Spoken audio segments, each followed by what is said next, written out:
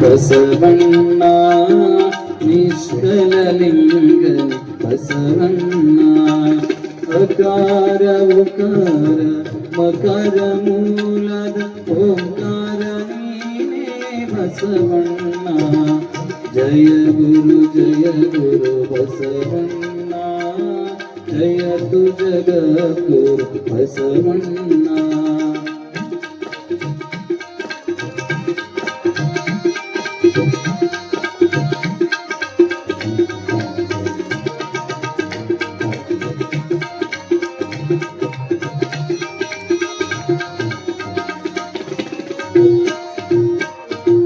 ಪರಮ ಪ್ರಭುವಿನಿ ಬಸವಣ್ಣ ಪತಿತ ಪಾವನೆ ಬಸವಣ್ಣ ಭಕ್ತರ ಪ್ರಾಣನೆ ಬಸವಣ್ಣ ಭವ ಭಯಕಾರಕ ಬಸವಣ್ಣ ಜಯ ಗುರು ಬಸವಣ್ಣ ಜಯ ತು ಜಗದ್ಗುರು ಬಸವಣ್ಣ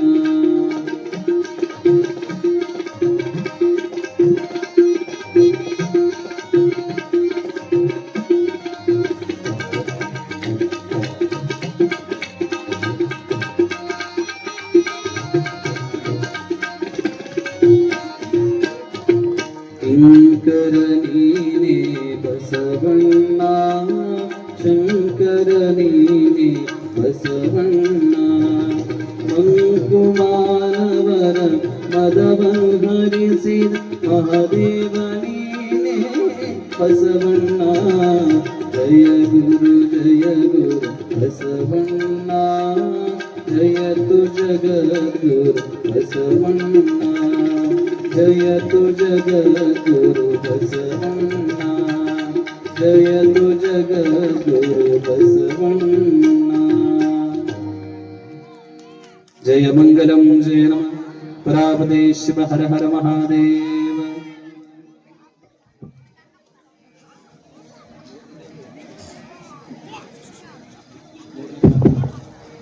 ನೋಡಪ್ಪ ನನಗಂತೂ ಮೈಕ್ ತಿಳಿಯಲಿಲ್ಲ ನೀವು ಹೆಂಗ ಅನಿಸುತ್ತೆ ಹಂಗೆ ಚಂದ ಇಟ್ಟು ನೋಡಿ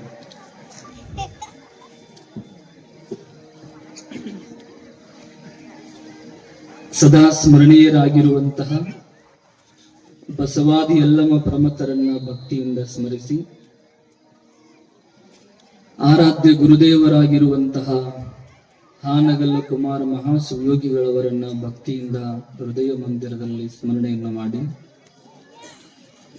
ಪೂಜನೀಯ ವಂದನೀಯ ಗುರುಗಳು ಈ ಭಾಗದಲ್ಲಿ ನಡೆದಾಡುವ ಮಾತನಾಡುವ ದೇವರಾಗಿ ಭಾಗಿ ಬಂದಿರುವಂತಹ ಎಲ್ಲಾ ಭಕ್ತರನ್ನ ಉದ್ಧರಿಸಿರುವಂತಹ ಪರಮ ಯೋಗಿಗಳಾದ ಶ್ರೀಮನ್ನಿರಂಜನ ಪ್ರಣವ ಸ್ವರೂಪ ಲಿಂಗೈಕ್ಯ ಶಿವಲಿಂಗ ಮಹಾಶಿವಯೋಗಿಗಳವರನ್ನ ಭಕ್ತಿಯಿಂದ ಸ್ಮರಿಸಿ ತಪಸ್ವಿಗಳು ಮಹಾಯೋಗಿಗಳು ಆಗಿರ್ತಕ್ಕಂತಹ ಶಾಂತಲಿಂಗ ಮಹಾಶಿವಯೋಗಿಗಳವರನ್ನ ಸ್ಮರಿಸಿ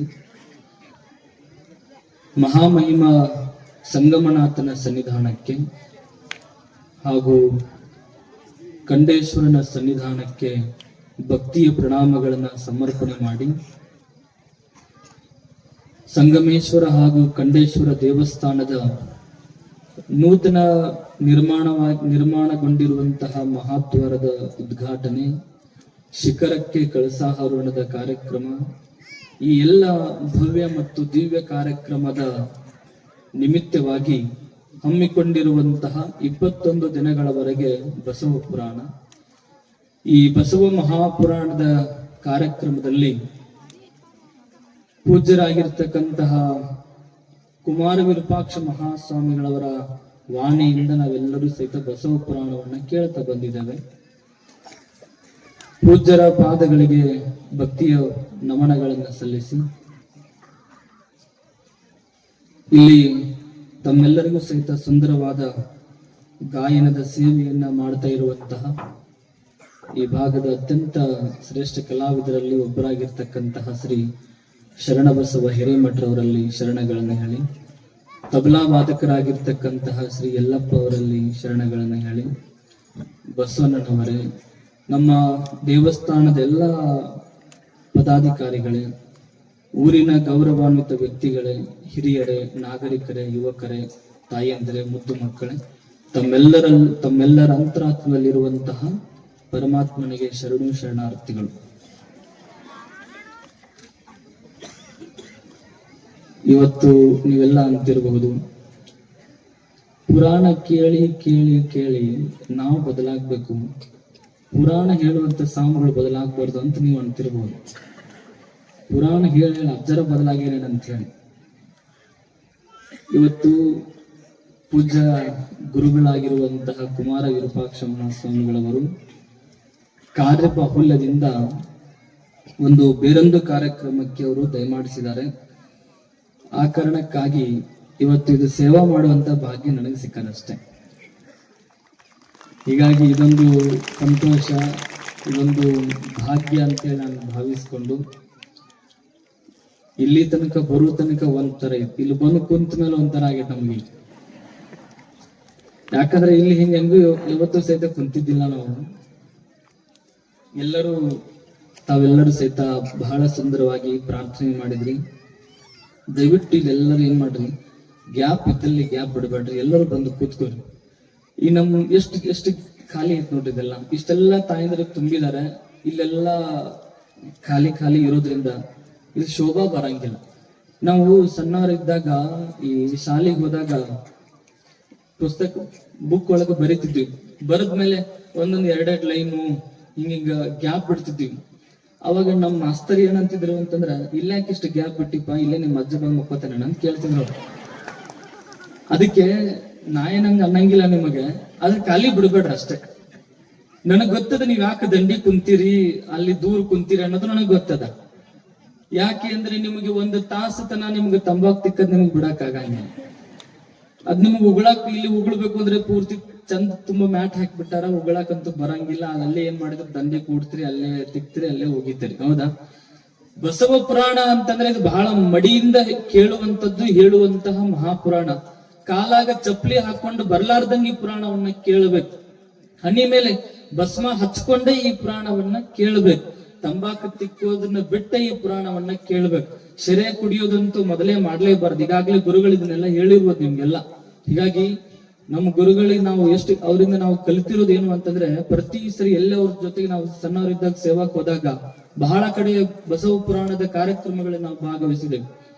ಪೂಜ್ಯರು ಪುರಾಣಕ್ಕೆ ಹೋಗ್ಬೇಕಾಗಿತ್ತು ಅಂದ್ರೆ ಮುಂಚಿತವಾಗಿನೇ 1 ಗಂಟೆ ಮುಂಚಿತವಾಗಿ ಸ್ನಾನ ಮಾಡ್ಕೊಳ್ತಿದ್ರು. ಸ್ನಾನ ಮಾಡಿ ಪೂಜೆ ಮಾಡ್ಕೊಂಡು ಮಡಿ ಬಟ್ಟಿ ಉಟ್ಟುಕೊಂಡೇ ಈ ವೇದಿಕೆಯನ್ನ ಹತ್ತುತ್ತಿದ್ರು ಅಂತ ಅನ್ನೋದನ್ನ ನಾವು ಮರೆಯಬಾರ್ದು. ಅಂದ್ರೆ ಪುರಾಣ ಹೇಳೋದು ಒಂದು ತಪಸ್ಸು ಅಂತಂದ್ಮೇಲೆ ಕೇಳೋದು ಕೂಡ ಒಂದು ರೀತಿ ತಪಸ್ಸಿದ್ದ ಹಾಗೆ. ಒಂದು ವರ್ಷ ಅಂತೂ ಯಾರು ಮಾಡಂಗಿಲ್ಲ. ತಿಂಗಳೂ ಇಲ್ಲ, ಇದು ಬರೀ 21 ದಿವಸ ನಿಮ್ ತಪಸ್ಸೇನು ಅಂತಂದ್ರೆ, ಎದೆ ಮೇಲೆ ಲಿಂಗ, ಕೊರಳಲ್ಲಿ ರುದ್ರಾಕ್ಷಿ, ಹಣೆ ಮೇಲೆ ವಿಭೂತಿ ಹಚ್ಕೊಳ್ಳೋದು ಒಂದು ರೀತಿ ತಪಸ್ಸು. 1 ತಿಂಗಳ ತನಕ ಬರೀ ದಿನದೊಳಗೆ 1 ತಾಸು ತಂಬಾಕು ಕುಡಿಯೋದು, ತಿನ್ನೋದು, ಬಿಡೋದು ಕೂಡ ಒಂದು ತಪಸ್ಸು ಅಂತ ತಿಳ್ಕೊಂಡು ನೀವು ಬಸವ ಪುರಾಣ ಕೇಳ್ಬೇಕು. ಅಂದಾಗಿದ್ರ ಪ್ರತಿಫಲ ನಿಮ್ಮೆಲ್ಲರಿಗೂ ಆಗುವಂತದ್ದು. ಹೀಗಾಗಿ ಇವತ್ತೆಷ್ಟೋ ಜನ ತಾಯಂದ್ರು, ಶರಣರು ಅವರೆಲ್ಲರೂ ಸೇರಿ ದಾಸೋಹ ಮಾಡ್ಕೊಂಡು ಬಂದಾರೆ. ಅವ್ರು ದಾಸೋಹ ಮಾಡ್ಬೇಕಾದ್ರೆ, ಅಡಿಗೆ ಮಾಡ್ಬೇಕಾದ್ರೆ ಇವತ್ತೇನು ವಿಶೇಷವಾಗಿ ಮಾದರಿ ಮಾಡಿದ್ದಾರೆ. ಈಗ ಬಾಯಿಗೆ ನೀರು ಬರಕತ್ತ ನಿಮ್ಗೆ. ಅವರು ಪ್ರತಿ ಸರಿ ಜಾತ್ರೆ ಸಮಯಕ್ಕೆ, ಮಠದ ಜಾತ್ರೆ ಟೈಮಿಗೆಲ್ಲ ಮಾಡ್ತಿದ್ರು. ಅವ್ರು ಮಾಡೋ ಸಮಯಕ್ಕೆ ನಾ ಎಲ್ಲ ಹೋಗ್ತಿದ್ದಲ್ಲಿ. ಹೋದಾಗ ಅವರು ತಾಯಂದ್ರೆಲ್ಲ ಹೆಂಗ್ ಮಾದಲಿ ಇವನ್ನೆಲ್ಲ ದಾಸೋಹ ಪ್ರಸಾದ ಸೇವೆ ಹೆಂಗ ತಯಾರು ಮಾಡ್ತಿದ್ರು ಅಂತಂದ್ರೆ, ಅವರು ಬಾಯಿ ಒಳಗಡೆ ಶಿವನಾಮ ಸ್ಮರಣೆ, ಭಜನೆ, ಮತ್ತೆ ಗರತಿಯ ಪದಗಳು, ಶ್ರೀಶೈಲನ ಮಲ್ಲಯ್ಯನ ಪದಗಳು, ಹೌದಾ, ಹರ ಹರ ಮಲ್ಲಿಕಾರ್ಜುನ ರಸ, ಗುಡಿ ಮೇಲೆ ಬಂಗಾರದ ಕಳಸ ಅಂತ ತಿಳ್ಕೊಂಡು ಎಷ್ಟು ಚಂದ ಹಾಡ್ಕೊಂತ ಅವರೆಲ್ಲ ಪ್ರಸಾದ ಮಾಡ್ತಾರಲ್ಲ.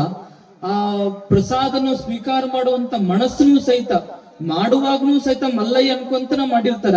ಮತ್ತು ಪ್ರಸಾದ ಸ್ವೀಕಾರ ಮಾಡ್ಬೇಕಾದ್ರೂ ಸಹಿತ ಆ ಮಲ್ಲಯ್ಯನೇ ನಮ್ಮ ಒಳಗೆ ಬರ್ತಾನ ಅನ್ನುವಷ್ಟರ ಮಟ್ಟಿಗೆ ಭಕ್ತಿಯಿಂದ ಶುದ್ಧವಾಗಿ ಅವರೆಲ್ಲ ಪ್ರಸಾದ ಮಾಡ್ಕೊಂಡು ಇಲ್ಲೆಲ್ಲ ಮೆರವಣಿಗೆ ಮಾಡ್ಕೊಂಡು ಇದೇ ಅವರೆಲ್ಲ ಬಂದ್ರು. ಅದರಿಂದ ನಾವು ನಮ್ ಗಾಡಿ ಆದ್ರೆ ಹಿಂದಿತ್ತು, ಹಿಂಗೆ ಸ್ವಲ್ಪ ಬರಕ ತಡ ಆಯ್ತು. ಬಹಳಷ್ಟು ಕಾರ್ಯಕ್ರಮ ಬಹಳ ಸುಂದರವಾಗಿ, ಅದ್ಭುತವಾಗಿ ನಡೆದಿದೆ. ಸುತ್ತ ಎಲ್ಲಾ ಕಡೆ ನಮ್ಮ ಊರಿನ ಕೀರ್ತಿ, ಹೆಸರು ಬಹಳಷ್ಟು ಬಂದಿರುವಂತದ್ದು ಬಹಳ ಸಂತೋಷ. ನಾವು ಪುರಾಣದ ವಿಷಯದಲ್ಲಿ ನೋಡೋದಾದ್ರೆ, ಬೆಂಜಮಿನ್ ಫ್ರಾಂಕ್ಲಿನ್ ಅಂತೇಳಿ ಒಬ್ಬ ವಿದೇಶದ ತತ್ವಜ್ಞಾನಿ, ಆತ ಒಂದು ಮಾತನ್ನ ಬರೀತಾನೆ, ಬಹಳ ಅರ್ಥವಾಗಿರುವಂತದ್ದು ಮತ್ತು ಬಹಳ ತೂಕದ ಮಾತು. ಏನನ್ನ ಬರೀತಾನೆ ಅಂತಂದ್ರೆ, ಮನುಷ್ಯನ ಆಯಸ್ಸು, ಮನುಷ್ಯನ ವಯಸ್ಸು ಬೇಗದ ಮುಗಿದು ಹೋಗುತ್ತೆ, ಆದ್ರೆ ಜ್ಞಾನೋದಯ ಬಹಳ ತಡವಾಗಿ ಆಗುತ್ತೆ ಅನ್ನುವಂತಹ ಮಾತು. ಬಹಳ ತೂಕದ ಮಾತಿದೆ. ಯಾಕೆ ಈ ಮಾತನ್ನ ಹೇಳಿದ ಅಂತಂದ್ರೆ, ನಮಗ ಆಯಸ್ಸು, ನಮಗ ವಯಸ್ಸು ಬೇಗ ಮುಗಿತೈತಿ, ಆದ್ರೆ ಜ್ಞಾನೋದಯ ಒಳ್ಳೇದು ಮಾಡ್ಬೇಕು, ಚಲೋ ಕೆಲಸ ಮಾಡ್ಬೇಕು, ಒಳ್ಳೇದನ್ನ ಹೇಳ್ಬೇಕು, ಒಳ್ಳೆಯವ್ರ ಸಂಘ ಮಾಡ್ಬೇಕು, ಒಳ್ಳೆ ಶಿವಮಂತ್ರವನ್ನ ನುಡಿಬೇಕು, ಪೂಜೆ ಮಾಡ್ಬೇಕು, ಜಪ ಮಾಡ್ಬೇಕು. ಇದೆಲ್ಲ ಜ್ಞಾನೋದಯ ಯಾವಾಗ ಆಗ್ತೈತಿ ಅಂದ್ರೆ ನಮ್ಗೆಲ್ಲ ವಯಸ್ಸಾದ್ಮೇಲೆ ಆಗ್ತೈತಿ. ಇದೆಲ್ಲ ಅವಾಗ ಅನ್ನಂಗಿಲ್ಲ. 50-60 ಆದ್ಮೇಲೆ ಗುಡಿಗೆ ಹೋಗೋದು, ಮಠಕ್ಕೆ ಹೋಗೋದು, ಸೇವೆ ಮಾಡೋದು, ಅಲ್ಲಿ ದಾಸೋಹ ಮಾಡೋದು, ದಾನ ಧರ್ಮ ಮಾಡೋದು. ವಯಸ್ಸಿದ್ದಾಗ ದೇಹದ ಮದ, ದೇಹದಲ್ಲಿರತಕ್ಕಂತಹ ಶಕ್ತಿಯಿಂದ ನಮ್ಮ ಅಹಂಕಾರ ಬಂದು ಯಾ ದೇವರು, ಯಾ ದಿಂಡ್ರು, ಯಾ ಸಾಮ್ಗಳು, ಯಾ ಮಠ ಮಂದಿರ ಅನ್ನುವಂತಹ ಅವಿವೇಕದ ಭಾವನೆ ನಮ್ಮ ತಲೆಯೊಳಗಡೆ ಬಂದಿರ್ತೈತಿ. ಅಂದ್ರೆ ಅಜ್ಞಾನ ತುಂಬಿರ್ತೈತಿ. ವಯಸ್ಸು ಹೆಂಗೆ ಇಳಿತಾ ಬರ್ತೈತಲ್ಲ, ಅವಾಗ ನಮ್ಗೆಲ್ಲರಿಗೂ ಸಹಿತ ಕಾಯುವಂತಹ ಒಬ್ಬ ಪರಮಾತ್ಮ ಇದಾನೆ ಅನ್ನುವಂತಹ ಜ್ಞಾನೋದಯ ನಮ್ಗೆಲ್ಲರಿಗೂ ಸಹಿತ ಆಗುವಂತದ್ದು.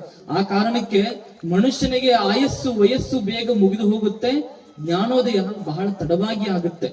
ಭಗವಂತ ಕೊಟ್ಟಿರುವಂತಹ ಈ ಶರೀರವನ್ನ ನಾವು ಒಳ್ಳೆ ಕೆಲಸಕ್ಕೆ, ಒಳ್ಳೆ ಕಾರ್ಯಗಳಿಗೆ ಉಪಯೋಗ ಮಾಡ್ಕೊಳ್ಬೇಕು. ಒಬ್ರು ಬರೀತಾರೆ, ನೀವು ಒಳ್ಳೆ ಕೆಲಸ ಮಾಡ್ರಿ, ಭಕ್ತಿ ರಾವಣ ಭೀ ಕರ್ತಾತ.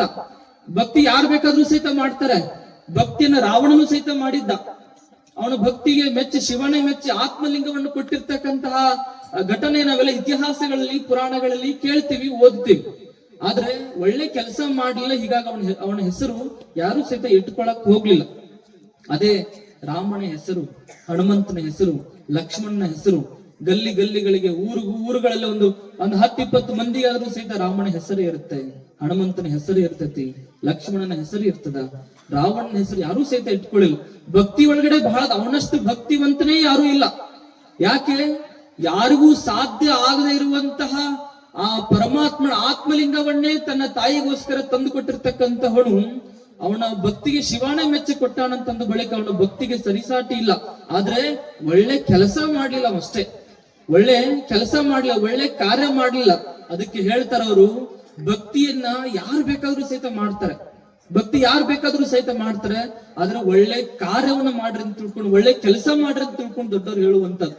ನಮ್ಮ ಮನುಷ್ಯನ ಜೀವನದ ನಿಜವಾದ ಕರ್ತವ್ಯ ಯಾವುದು ಅಂತಂದ್ರೆ ಒಳ್ಳೆ ಕೆಲಸ, ಒಳ್ಳೆ ಕಾರ್ಯ.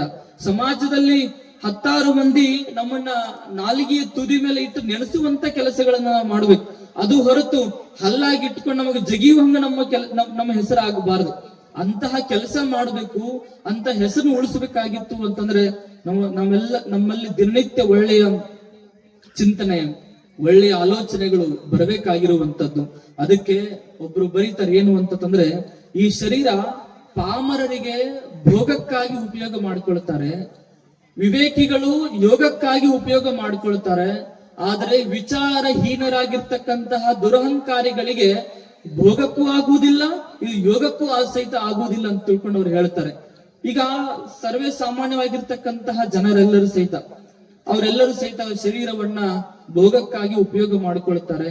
ಆದ್ರೆ ಮಹಾತ್ಮರಾಗಿರ್ತಕ್ಕಂಥವ್ರು ಈ ಶರೀರ ಭೋಗಿಸುವುದಕ್ಕೆ ಶರೀರ ಪರಮಾತ್ಮ ಕೊಟ್ಟಿಲ್ಲ, ಇದನ್ನು ಯೋಗಿಸುವುದಕ್ಕಾಗಿ ಪರಮಾತ್ಮ ಕೊಟ್ಟಾನಂತ ತಿಳ್ಕೊಂಡು ಹಂಗ ಯೋಗಿಗಳಾಗಿರ್ತಕ್ಕಂಥವ್ರು ಯಾರು ಅಂತಂದ್ರೆ ಅದು ಲಿಂಗಕ್ಕೆ ಶಿವಲಿಂಗ ಸ್ವಾಮಿಗಳಾಗಿರ್ತಕ್ಕಂಥವ್ರು, ಲಿಂಗಕ್ಕೆ ಶಾಂತಲಿಂಗ ಸ್ವಾಮಿಗಳವರು, ಲಿಂಗಕ್ಕೆ ಕುಮಾರ ಮಹಾಶಿವಯೋಗಿಗಳವರು. ಅವ್ರು ತಿಳ್ಕೊಂಡಿದ್ರೆ ಏನು, ಈ ಶರೀರದ ಸಾಫಲ್ಯತೆ ಎಲ್ಲೈತಿ ಅಂದ್ರೆ ಭೋಗದ ಒಳಗಡೆ ಇಲ್ಲ, ಇದು ಯೋಗದ ಒಳಗಡೆ ಇದೆ. ನಾಲ್ಕು ಜನರಿಗೆ, ಸಮಾಜಕ್ಕೆ ಉಪಯೋಗ ಆಗುವುದರೊಳಗಡೆ ಜೀವನದ ಸಾಫಲ್ಯತೆ ಇದೆ, ಶರೀರದ ಸಾಫಲ್ಯತೆ ಇದೆ.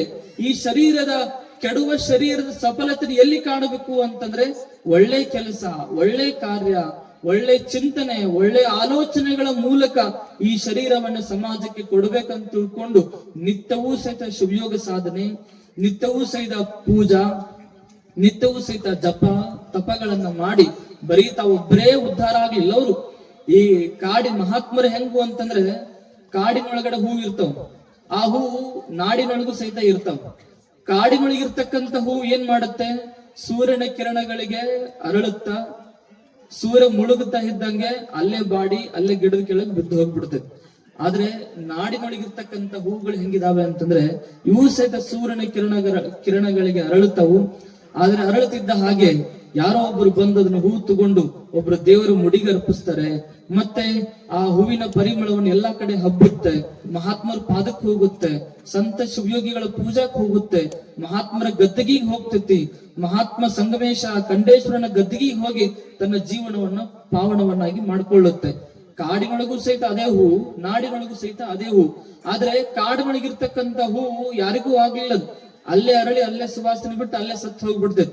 ಆದ್ರೆ ಮಹಾತ್ಮರು ಹೆಂಗ ಅಂತಂದ್ರೆ ಋಷಿ ಮುನಿಗಳು ಕಾಡಿನೊಳಗಡೆ ಇದ್ದಂಗ ಅಲ್ಲಿದ್ದುಕೊಂಡೇ ಮನುಕುಲಕ್ಕೆ ಒಳಿತನ್ನ ಬಯಸಿರ್ತಕ್ಕಂಥವ್ರು.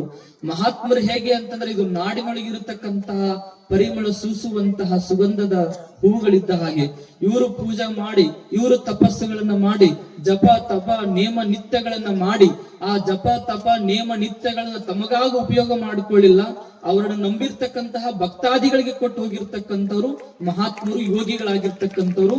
ಅವರು ಈ ಶರೀರವನ್ನ ಯೋಗಕ್ಕಾಗಿ ಉಪಯೋಗ ಮಾಡಿಕೊಂಡು ಯೋಗಿಗಳಾಗಿದ್ರು ಅಂತ ಅನ್ನೋದನ್ನ ನಾವೆಲ್ಲರೂ ಸಹಿತ ಕೇಳ್ತಾ ಬರ್ತೀವಿ. ಅಕ್ಕ ಮಹಾದೇವಿ ಒಂದು ವಚನವನ್ನ ಬರೀತಾಳೆ.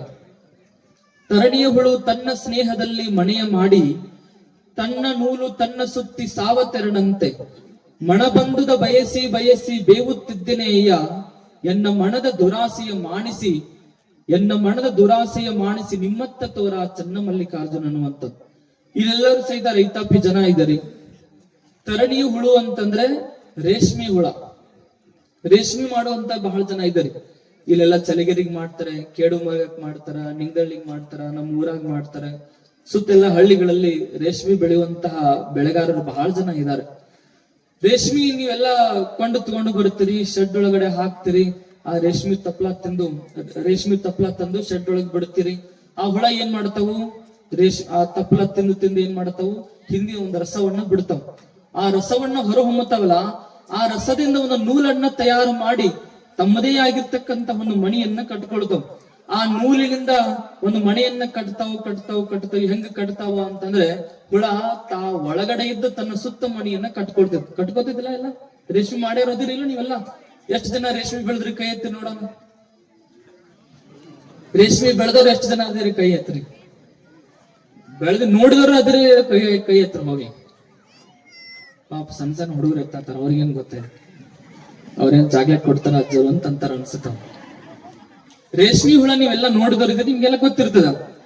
ರೇಷ್ಮೆ ಹುಳ ತನ್ನ ಸುತ್ತನೇ ಒಂದು ಮಣಿಯನ್ನ ಕಟ್ಕೊಳ್ತೈತಿ. ಮಣಿ ಕಟ್ಟತ್ತೆ ಹೆಂಗ ಕಟ್ಟತ್ತೆ ಅಂತಂದ್ರೆ ತಾನು ಒಳಗಡೆ ಇದ್ದು ತನ್ನ ಸುತ್ತ ಮಣಿಯನ್ನ ಕಟ್ಟಿ ಒಂದು ದಿನ ಮನೆ ಕಟ್ಟೋದು ಮುಗಿತೈತಿ, ಇದು ಒಳಗಡೆ ಉಳಿತೈತಿ, ಉಸಿರಿ ಕಟ್ಟತ್ತೆ, ಸತ್ತು ಹೋಗ್ತೈತಿ, ರೇಷ್ಮೆ ನಿರ್ಮಾಣ ಆಗುತ್ತೆ. ಅವಾಗ ನೀವು ಅದನ್ನ ತಗೊಂಡು ಏನ್ ಮಾಡ್ತೀರಿ, ಎಲ್ಲೋ ರಾಮನಗರಕ್ಕೂ ಬೆಂಗಳೂರಿಗೆ ಹೋಗಿ ಮಾರ್ಕೊಂಡು ಬರ್ತೀರಿ, ಹೌದಲ್ಲ? ಯಾಕೆ ಈ ಮಾತನ್ನ ಹೇಳಿದೆ ಅಂತಂದ್ರೆ ರೇಷ್ಮೆ ಹುಳ ಹೆಂಗ ತನ್ನ ಸುತ್ತನೇ ಮಣಿ ಕಟ್ಕೊಂಡು ಅದ್ರೊಳಗನೆ ಇದ್ದುಕೊಂಡು ಅದ್ರೊಳಗನೆ ಜೀವನ ಮಾಡಿ ಅದ್ರೊಳಗನೆ ಸತ್ತು ಹೋಗುತ್ತಲ್ಲ, ಹಂಗ ನನ್ನ ಜೀವನವೂ ಸಹಿತ ಆಗಿದೆ. ನಾನು ಏನ್ ಮಾಡ್ತಾ ಇದ್ದೀನಿ ಅಂತಂದ್ರೆ ನನ್ನ ಕಣ್ಣಿಗೆ ಕಂಡಿದ್ದೆಲ್ಲ ಸಹಿತ ಬಯಸ್ತಾ ಇದ್ದಾನೆ, ಮನಸ್ಸಿಗೆ ಇಷ್ಟಪಟ್ಟಿದ್ದೆಲ್ಲವೂ ಸಹಿತ ನಾನು ಬಯಸ್ತಾ ಇದ್ದಾನೆ. ಏನನ್ನು ಬಯಸ್ತಾ ಇದ್ದಾನೆ? ಗಂಡನ್ನು ಬಯಸ್ತಾ ಇದ್ದಾನೆ, ಹೆಂಡತಿಯನ್ನು ಬಯಸ್ತಾ ಇದ್ದಾನೆ, ಮಕ್ಕಳನ್ನು ಬಯಸ್ತಾ ಇದ್ದಾನೆ, ಮತ್ತೆ ಅಧಿಕಾರ ಬೇಕಂತಿದ್ದಾನೆ, ಅಂತಸ್ತು ಬೇಕು ಅಂತೀನಿ, ಹಿರಿತನ ಬೇಕು ಅಂತೀನಿ, ಹೆಸರು ಬೇಕು ಅಂತೀನಿ, ಜೊತೆಗೆ ಬಿರುದಾವಳಿಗಳು ಬೇಕು ಅಂತೀನಿ, ಶಾಲು ಸನ್ಮಾನ ಹಾರ ತುರಾಯಿ ಎಲ್ಲ ಬೇಕು ಬೇಕು ಬೇಕಂತ ತಿಳ್ಕೊಂಡು ಕಣ್ಣಿಗೆ ಕಂಡಿದ್ದೆಲ್ಲ, ಮನಸ್ಸು ಇಷ್ಟಪಟ್ಟಿದ್ದಿಲ್ಲ ಬರೀ ಬೇಕು, ಆಸ್ತಿ ಬೇಕು, ಪಾಸ್ತಿ ಬೇಕು, ಹೊಲ ಬೇಕು, ಬೆಳ್ಳಿ ಬೇಕು, ಬಂಗಾರ ಬೇಕಂತ ತಿಳ್ಕೊಂಡು ಕಣ್ಣಿಗೆ ಕಂಡಿದ್ದೆಲ್ಲ ಸಹಿತ ನಾವು ಬಯಸ್ತಾ ಇದ್ದಾನೆ. ಇದ್ರೊಳಗನೆ ನಾನೆಲ್ಲ ಬಯಸಿ ಒಂದು ದಿನ ಇದ್ರೊಳಗೆ ಸತ್ತು ಹೋಗ್ತೀನಪ್ಪ ಪರಮಾತ್ಮ. ಆದ್ರೆ ನನ್ನನ್ನು ಇದ್ರೊಳಗೆ ಸಾಯುವಂಗ ಮಾಡಕ್ ಹೋಗ್ಬೇಡ. ಈ ಮನಸ್ಸಿನ ದುರಾಸೆಯನ್ನ ದೂರು ಮಾಡಿ ಸರ್ವವನ್ನೂ ಸಹಿತ ಕೊಟ್ಟಿರ್ತಕ್ಕಂತಹ ಪರಮಾತ್ಮನ ಮನಸ್ಸು, ಆ ಪರಮಾತ್ಮನ ನಾಮವನ್ನ ನನ್ನ ಹೃದಯದೊಳಗಡೆ ತುಂಬುವಂಗ ಮಾಡಂತ ತಿಳ್ಕೊಂಡು ಅಕ್ಕ ಮಹಾದೇವಿ ಪರಮಾತ್ಮನಿಗೆ ಪ್ರಾರ್ಥನೆಯನ್ನು ಮಾಡ್ತಾಳೆ. ನಾವು ಸಹಿತ ಬಯಸ್ತೀವಿ, ನಾವು ಬರೀ ಕಣ್ಣಿಗೆ ಕಂಡಿದ್ದೆಲ್ಲ ಇಷ್ಟಪಡ್ತೀವಿ, ಬೇಕಂತೀವಿ. ನೋಡಿ ಇಲ್ಲಿ ಈ ಸಣ್ಣ ಹುಡುಗರು ಇದ್ದಂಗ ನಾವೆಲ್ಲ ಜಾತ್ರೆ, ಸಣ್ಣ ಹುಡುಗರು ಎಲ್ಲರ ಜಾತ್ರೆ ಕರ್ಕೊಂಡು ಹೋಗ್ರಿ, ಯವ್ವ ನಂಗ ಪಿಸ್ತೂಲ್ ಬೇಕು, ಯವ್ವ ನಂಗ ಕಾರ್ ಗಾಡಿ ಬೇಕು, ಅದ್ ನಂಗೆ JCB ಬೇಕು, ಹೌದಾ, ಆ ಪುಗ್ಗ ಬೇಕು ಅಂದ್ರೆ ಮಕ್ಕಳ ಹಾಗೆ ನಾವು ಎಲ್ಲ ವಿಚಾರ ದೇಹ ಬೆಳೆದು ಬುದ್ಧಿ ಬೆಳೆದ್ರು ಸಹಿತ ಕಣ್ಣಿಗೆ ಕಂಡಿದ್ದೆಲ್ಲ ಸಹಿತ ಬೇಕೆ. ಇವತ್ತ ಹೊಲ ಬೇಕು, ಈ ಮಣಿನೂ ಬೇಕು, ಅವರು ಬೇಕು, ಬರೀ ಬೇಕು. ಅದಕ್ಕೆ ನಮ್ ಗುರುಗಳು ಅಂತಿದ್ರು, ಶಿವಲಿಂಗ ಸ್ವಾಮಿಗಳು ಎಷ್ಟ್ ಚಂದ ಅವ್ರು ಎಲ್ಲರೂ ಅವ್ರೆಲ್ಲ ಮಾತು ನೀವೆಲ್ಲ ಕೇಳಿದವ್ರು ಇದ್ದರಿ. ಅವ್ರು ಹೆಂಗ್ ಹೇಳ್ತಿದ್ರು ಅಂತಂದ್ರೆ, ಯಾರು ಬೇಕು ಬೇಕು ಬೇಕಂತಾರಲ್ಲ ಅವ ಬಿಕಾರಿಯಾಗಿ ಹೋಗ್ತಾನೆ, ಮತ್ ಯಾರು ಸಾಕ್ ಸಾಕ್ ಅಂತಾರಲ್ಲ ಅವ ಸೌಕಾರ ಹೋಗ್ತಾನಂತ ತಿಳ್ಕೊಂಡು ಶಿವಲಿಂಗ ಸ್ವಾಮಿಗಳು ಯಾವಾಗ್ಲೂ ಈ ಮಾತನ್ನ ಹೇಳ್ತಿದ್ರು. ಸಾಕಂದವ ಸೌಕಾರ, ಬೇಕಂದವ ಬಿಕಾರಿ. ಸಾಕ್ ಅನ್ನೋದು ಯಾವಾಗ ಅಂತೀರಿ ನೀವು ಗೊತ್ತೈತಿ ನಿಮ್ಗೆಲ್ಲ? ರೊಕ್ಕ ಕೊಟ್ರೆ ಇನ್ನೂ ಬೇಕಂತೀರಿ, ಬೆಳ್ಳಿ ಕೊಟ್ರೆ ಇನ್ನೂ ಬರ್ಲಿ ಅಂತೀರಿ, ಬಂಗಾರ ಕೊಟ್ರೆ ಯಾಕೋ ಸ್ವಲ್ಪ ಕಮ್ಮಿ ಆಯ್ತು ಬೀಗರು ಇನ್ನೊಂದ್ ಸ್ವಲ್ಪ ಹಾಕ್ಬೇಕಾಗಿತ್ತು ಅಂತ ತಿಳ್ಕೊಂಡು ಅವ್ರ ಕಡೆ ಹಚ್ಚಿ ಇವ್ರ ಕಡೆ ಹಚ್ಚಿ ಇನ್ನೊಂದ್ ತೊಲಿ ಹಾಕಿದ್ರೆ ಚಲೋ ಆಗ್ತೈತಿ ನೋಡ್ರಿ, ಇಲ್ಲಾಂದ್ರೆ ಮಗ ತಾಳೆನ ಕಟ್ಟಂಗಿಲ್ಲ ಅಂತ ಹೇಳ್ತಿರ್ತಾರೆ. ಇಲ್ಲಿ ಒಂದು ಊರಿಗೆ ಹೋಗಿದ್ದೆ, ಊರ ಹೆಸರು ಹೆಂಗಿಲ್ಲ, ಮತ್ ಹೋಗಿ ಹುಡ್ಕೊಂಡು ಕೇಳೋಬೇಕಿ ನೀವು. ನಾವು ಹೋಗಿವಿ, ನಮ್ ಜೊತೆ ಇನ್ನೂ ಇಬ್ರು ಜನ ಸಾಂಬಳು ಕುಂತಾರ. ಮದುವೆ ಒಳಗಡೆ ಇನ್ನೇನ್ ತಾಳಿ ಕಟ್ಟಬೇಕಮ್ಮ, ಎಲ್ಲಾರು ಊರ್ ಮಂದಿ ಹೇಳಕತ್ತಾರ, ತಮ್ಮ ಟೈಮ್ ಆಯ್ತು ನೀ ತಾಳಿ ಕಟ್ಟ ಅಂತ ಹೇಳಿ. ಅವ್ರಪ್ಪ ಕಿವ್ಯಾಗ ಬಂದ, ಮಗನ ತಾಳಿ ಕಟ್ಟಕ್ ಹೋಗ್ಬೇಡ, ಬೀಗ್ರಿ ಇನ್ನೊಂದ್ ಅರ್ಧ ತೊಲಿ ಬಂಗಾರ ಹಾಕ್ಬೇಕೈತಿ ಅಂತ ಹೇಳಿ. ಅಲ್ರಿ ಬೀಗರು ಬಂದ್ ಹೇಳ್ತಾರ, ಇಲ್ರಿ ಈಗ ಅರ್ಜೆಂಟ್ ಆಗೈತಿ, ನೀವು ಕಟ್ರಿ, ತಂದ್ ಕೊಡೋ ಜವಾಬ್ದಾರಿ ನಮ್ದೈತಿ, ನಾವು ಕೊಡ್ತೀವಿ ಅಂತ ಹೇಳಿದ್ರು, ಇಲ್ಲ ನೀವ್ ಕೊಡೋತನ ನಾ ತಾಳಿ ಕಟ್ಟಂಗಿಲ್ಲ ಅಂತೀವ. ಎಲ್ಲಿಗ್ ಬಂದೈತಿ ಅಂತಂದ್ರೆ ನಮ್ಮ ಜೀವನ ಬರೀ ಬೇಕು ಬೇಕು ಅಂತ ತಿಳ್ಕೊಂಡು. ಹೀಗಾಗಿ ಈ ಮನಸ್ಸಿನ ದುರಾಸೆ, ಈ ಮನಸ್ಸಿನ ಆಸೆಯನ್ನು ನನ್ನಿಂದ ದೂರ ಮಾಡು. ಮನುಷ್ಯನಿಗೆ ಆಸೆಗಳಿಗೆ ಪರಿಮಿತಿನೇ ಇಲ್ಲ. ಆಲಕ್ಕೆ ಹೂವಿಲ್ಲ, ಆಸೆಗೆ ಮಿತಿ ಇಲ್ಲ, ಹೆಣ್ಣಿಗೆ ತವರು ಸ್ಥಿರವಲ್ಲ ಅಂತ ತಿಳ್ಕೊಂಡು ಒಂದು ಹಾಡ ನೀವೆಲ್ಲ ಕೇಳ್ತಿರ್ತೀರಿ. ಆಲಕ್ಕೆ ಹೂವಿಲ್ಲ, ಆಸೆಗೆ ಮಿತಿ ಇಲ್ಲ. ಹಿಮಾಲಯದ ಪರ್ವತಗಳನ್ನ ಏರಬಹುದು, ಆದರೆ ಮನುಷ್ಯನ ಆಸೆಯ ಪರ್ವತಗಳನ್ನ ಇಂದಿಗೂ ಸಹಿತ ಯಾರು ಏರೇ ಇಲ್ಲ. ಏರಿರ್ತಕ್ಕಂಥವ್ರು ಯಾರಾಗ್ತಾರ ಅಂದ್ರೆ ಮಹಾತ್ಮರಾಗಿ ಹೋಗ್ತಾರ ಅನ್ನುವಂಥದ್ದು ನಾವೆಲ್ಲ ಅರ್ಥ ಮಾಡ್ಕೊಳ್ಬೇಕು. ಹೀಗಾಗಿ ಮನುಷ್ಯ ಭಗವಂತ ನಮಗ ಏನನ್ನ ಕೊಟ್ಟಿದನಲ್ಲ, ಆ ಕೊಟ್ಟಿರೋದ್ರಲ್ಲಿ ತೃಪ್ತಿ ಇರಬೇಕು, ಕೊಟ್ಟಿರೋದ್ರೊಳಗಡೆ ಆನಂದ ಇರಬೇಕು, ಸಂತೃಪ್ತಿ ಇರಬೇಕು, ಭಾವನೆ ಇರಬೇಕು. ಇರುವ ಭಾಗ್ಯವನ್ನೆನೆದು ಭಾರನೆಂಬುದನ್ನು ಬಿಡು, ಹರ್ಷಕ್ಕೆ ಇದೇ ದಾರಿ ಅಂತ ತಿಳ್ಕೊಂಡು ಡಿ.ವಿ. ಗುಂಡಪ್ಪನವರು ಬರೀತಾರೆ. ನಮಗೆ ಇಷ್ಟೆಲ್ಲ ಕೊಟ್ಟಾನ ಭಗವಂತ. ಏನ್ ಕೊಟ್ಟಾನ? ಗಾಳಿ ಕೊಟ್ಟಾನೆ, ಇರಾಕ ನೆಲ ಕೊಟ್ಟಾನ, ಭೂಮಿ ಕೊಟ್ಟಾನ, ಮಣಿ ಕೊಟ್ಟಾನ, ಹರಿಯೋ ನದಿ ಕೊಟ್ಟಾನೆ, ಸುಂದರವಾದ ಪ್ರಕೃತಿ ಕೊಟ್ಟಾನೆ. ಇಷ್ಟೆಲ್ಲ ಕೊಟ್ಮೇಲೆ ಇನ್ನೂ ಏನು ಬೇಕು? ನಾವೇನ್ ಮಾಡ್ಬೇಕು? ಇದನ್ನ ಸರಿಯಾದ ರೀತಿ ಉಪಯೋಗ ಮಾಡಿಕೊಂಡು ಮತ್ತು ಪುನಃ ಅವನಿಗೆ ನಾವು ಕೊಡುವಂತ ಪ್ರಯತ್ನ ಆಗ್ಬೇಕು. ಅದು ಹೊರತಾಗಿ ಇದು ಕೊಟ್ಟಿಲ್ಲ, ದೇವ್ರು ಅದನ್ನ ಕೊಟ್ಟಿಲ್ಲ, ಸಮುದ್ರ ನೀರೆಲ್ಲ ಉಪ್ಪು ಯಾಕೆ ಮಾಡ್ಯಾನ, ನದಿ ನೀರ್ ಅಷ್ಟೇ ಬ್ಯಾಸ್ಯಾಗ ಹರಿಯಂಗಿಲ್ಲ, ಮಳೆಗಾಲದಾಗ ಚಳಿದಾಗ ಅಷ್ಟೇ ಯಾಕೆ ಹರಿತೈತಿ, ಇವ್ ಹಿಂಗ್ ಕುಂಬಳಕಾಯಿ ಬಳ್ಳಿ ತಗೊಂಡು ಗಿಡದಾಗಿಟ್ಟಾನ, ಮಾವಿನ ಗಿಡಕ್ ನೋಡಿದ್ರೆ ಇಂತಿಂತ ಸಣ್ಣ ಕಾಯಿ ಮಾಡ್ಯಾನ. ನಾವು ಬರೇ ಇಂತ ಟೀಕಾ ಟಿಪ್ಪಣಿಗಳನ್ನ ಮಾಡ್ಕೊಂತ ಹೋಗ್ಬಿಡ್ತೀವಿ. ನಮಗೆ ಭಗವಂತ ಏನನ್ನ ಕೊಟ್ಟಿದನಲ್ಲ, ಕೊಟ್ಟಿರೋದ್ರಲ್ಲಿ ತೃಪ್ತಿ ಇರಬೇಕು, ಆನಂದ ಇರಬೇಕು. ಅಂದಾಗ ಮನುಷ್ಯನ ಜೀವನ ಸಾರ್ಥಕತೆಯನ್ನ ಕಾಣುತ್ತೆ. ಒಬ್ಬ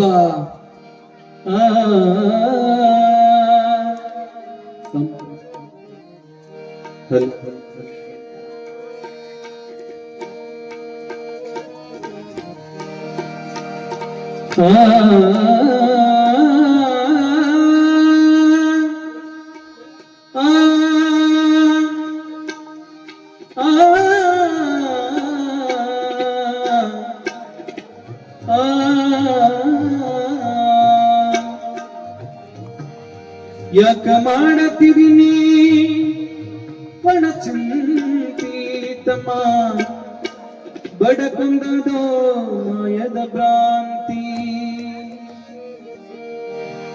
ಅದಕ್ಕ ಜೋತುಗೊಂಡು ನೀ ಕುಂತಿ ನಾಳೆ ಹೆಮ ಕೇಳಿದರ ಏನಂತಿ.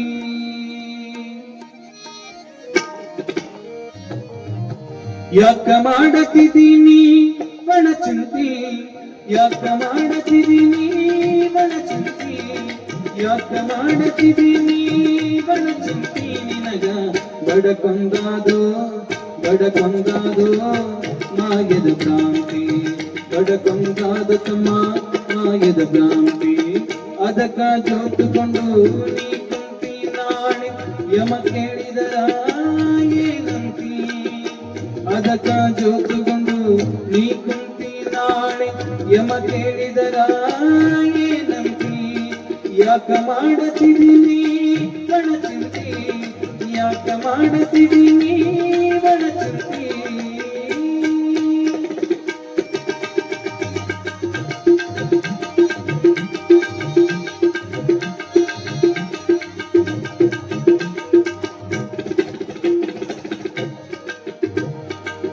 ಮನೆಯ ಕಟ್ಟಿಸಿದಿ ಮ್ಯಾಳಿಗಿ, ನಿನಗ ಹೋಗೋದು ಬಂತಲ್ಲೋ ನಾಡಿಗಿ.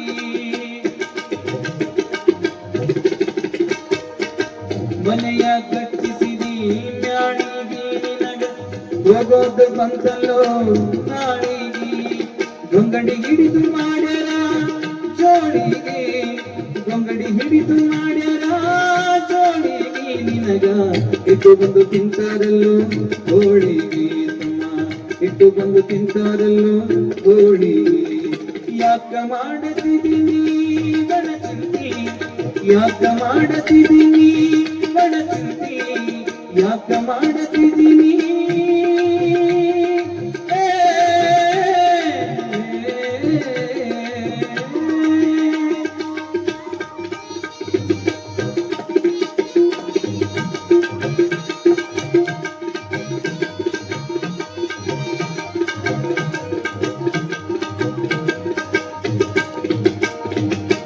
ಹೆಂಡರ ಮಕ್ಕಳ ಸಂಪತ್ತು ಅದು ನೀ ಹುಟ್ಟಿದಾಗ ಎಲ್ಲಿತ್ತು,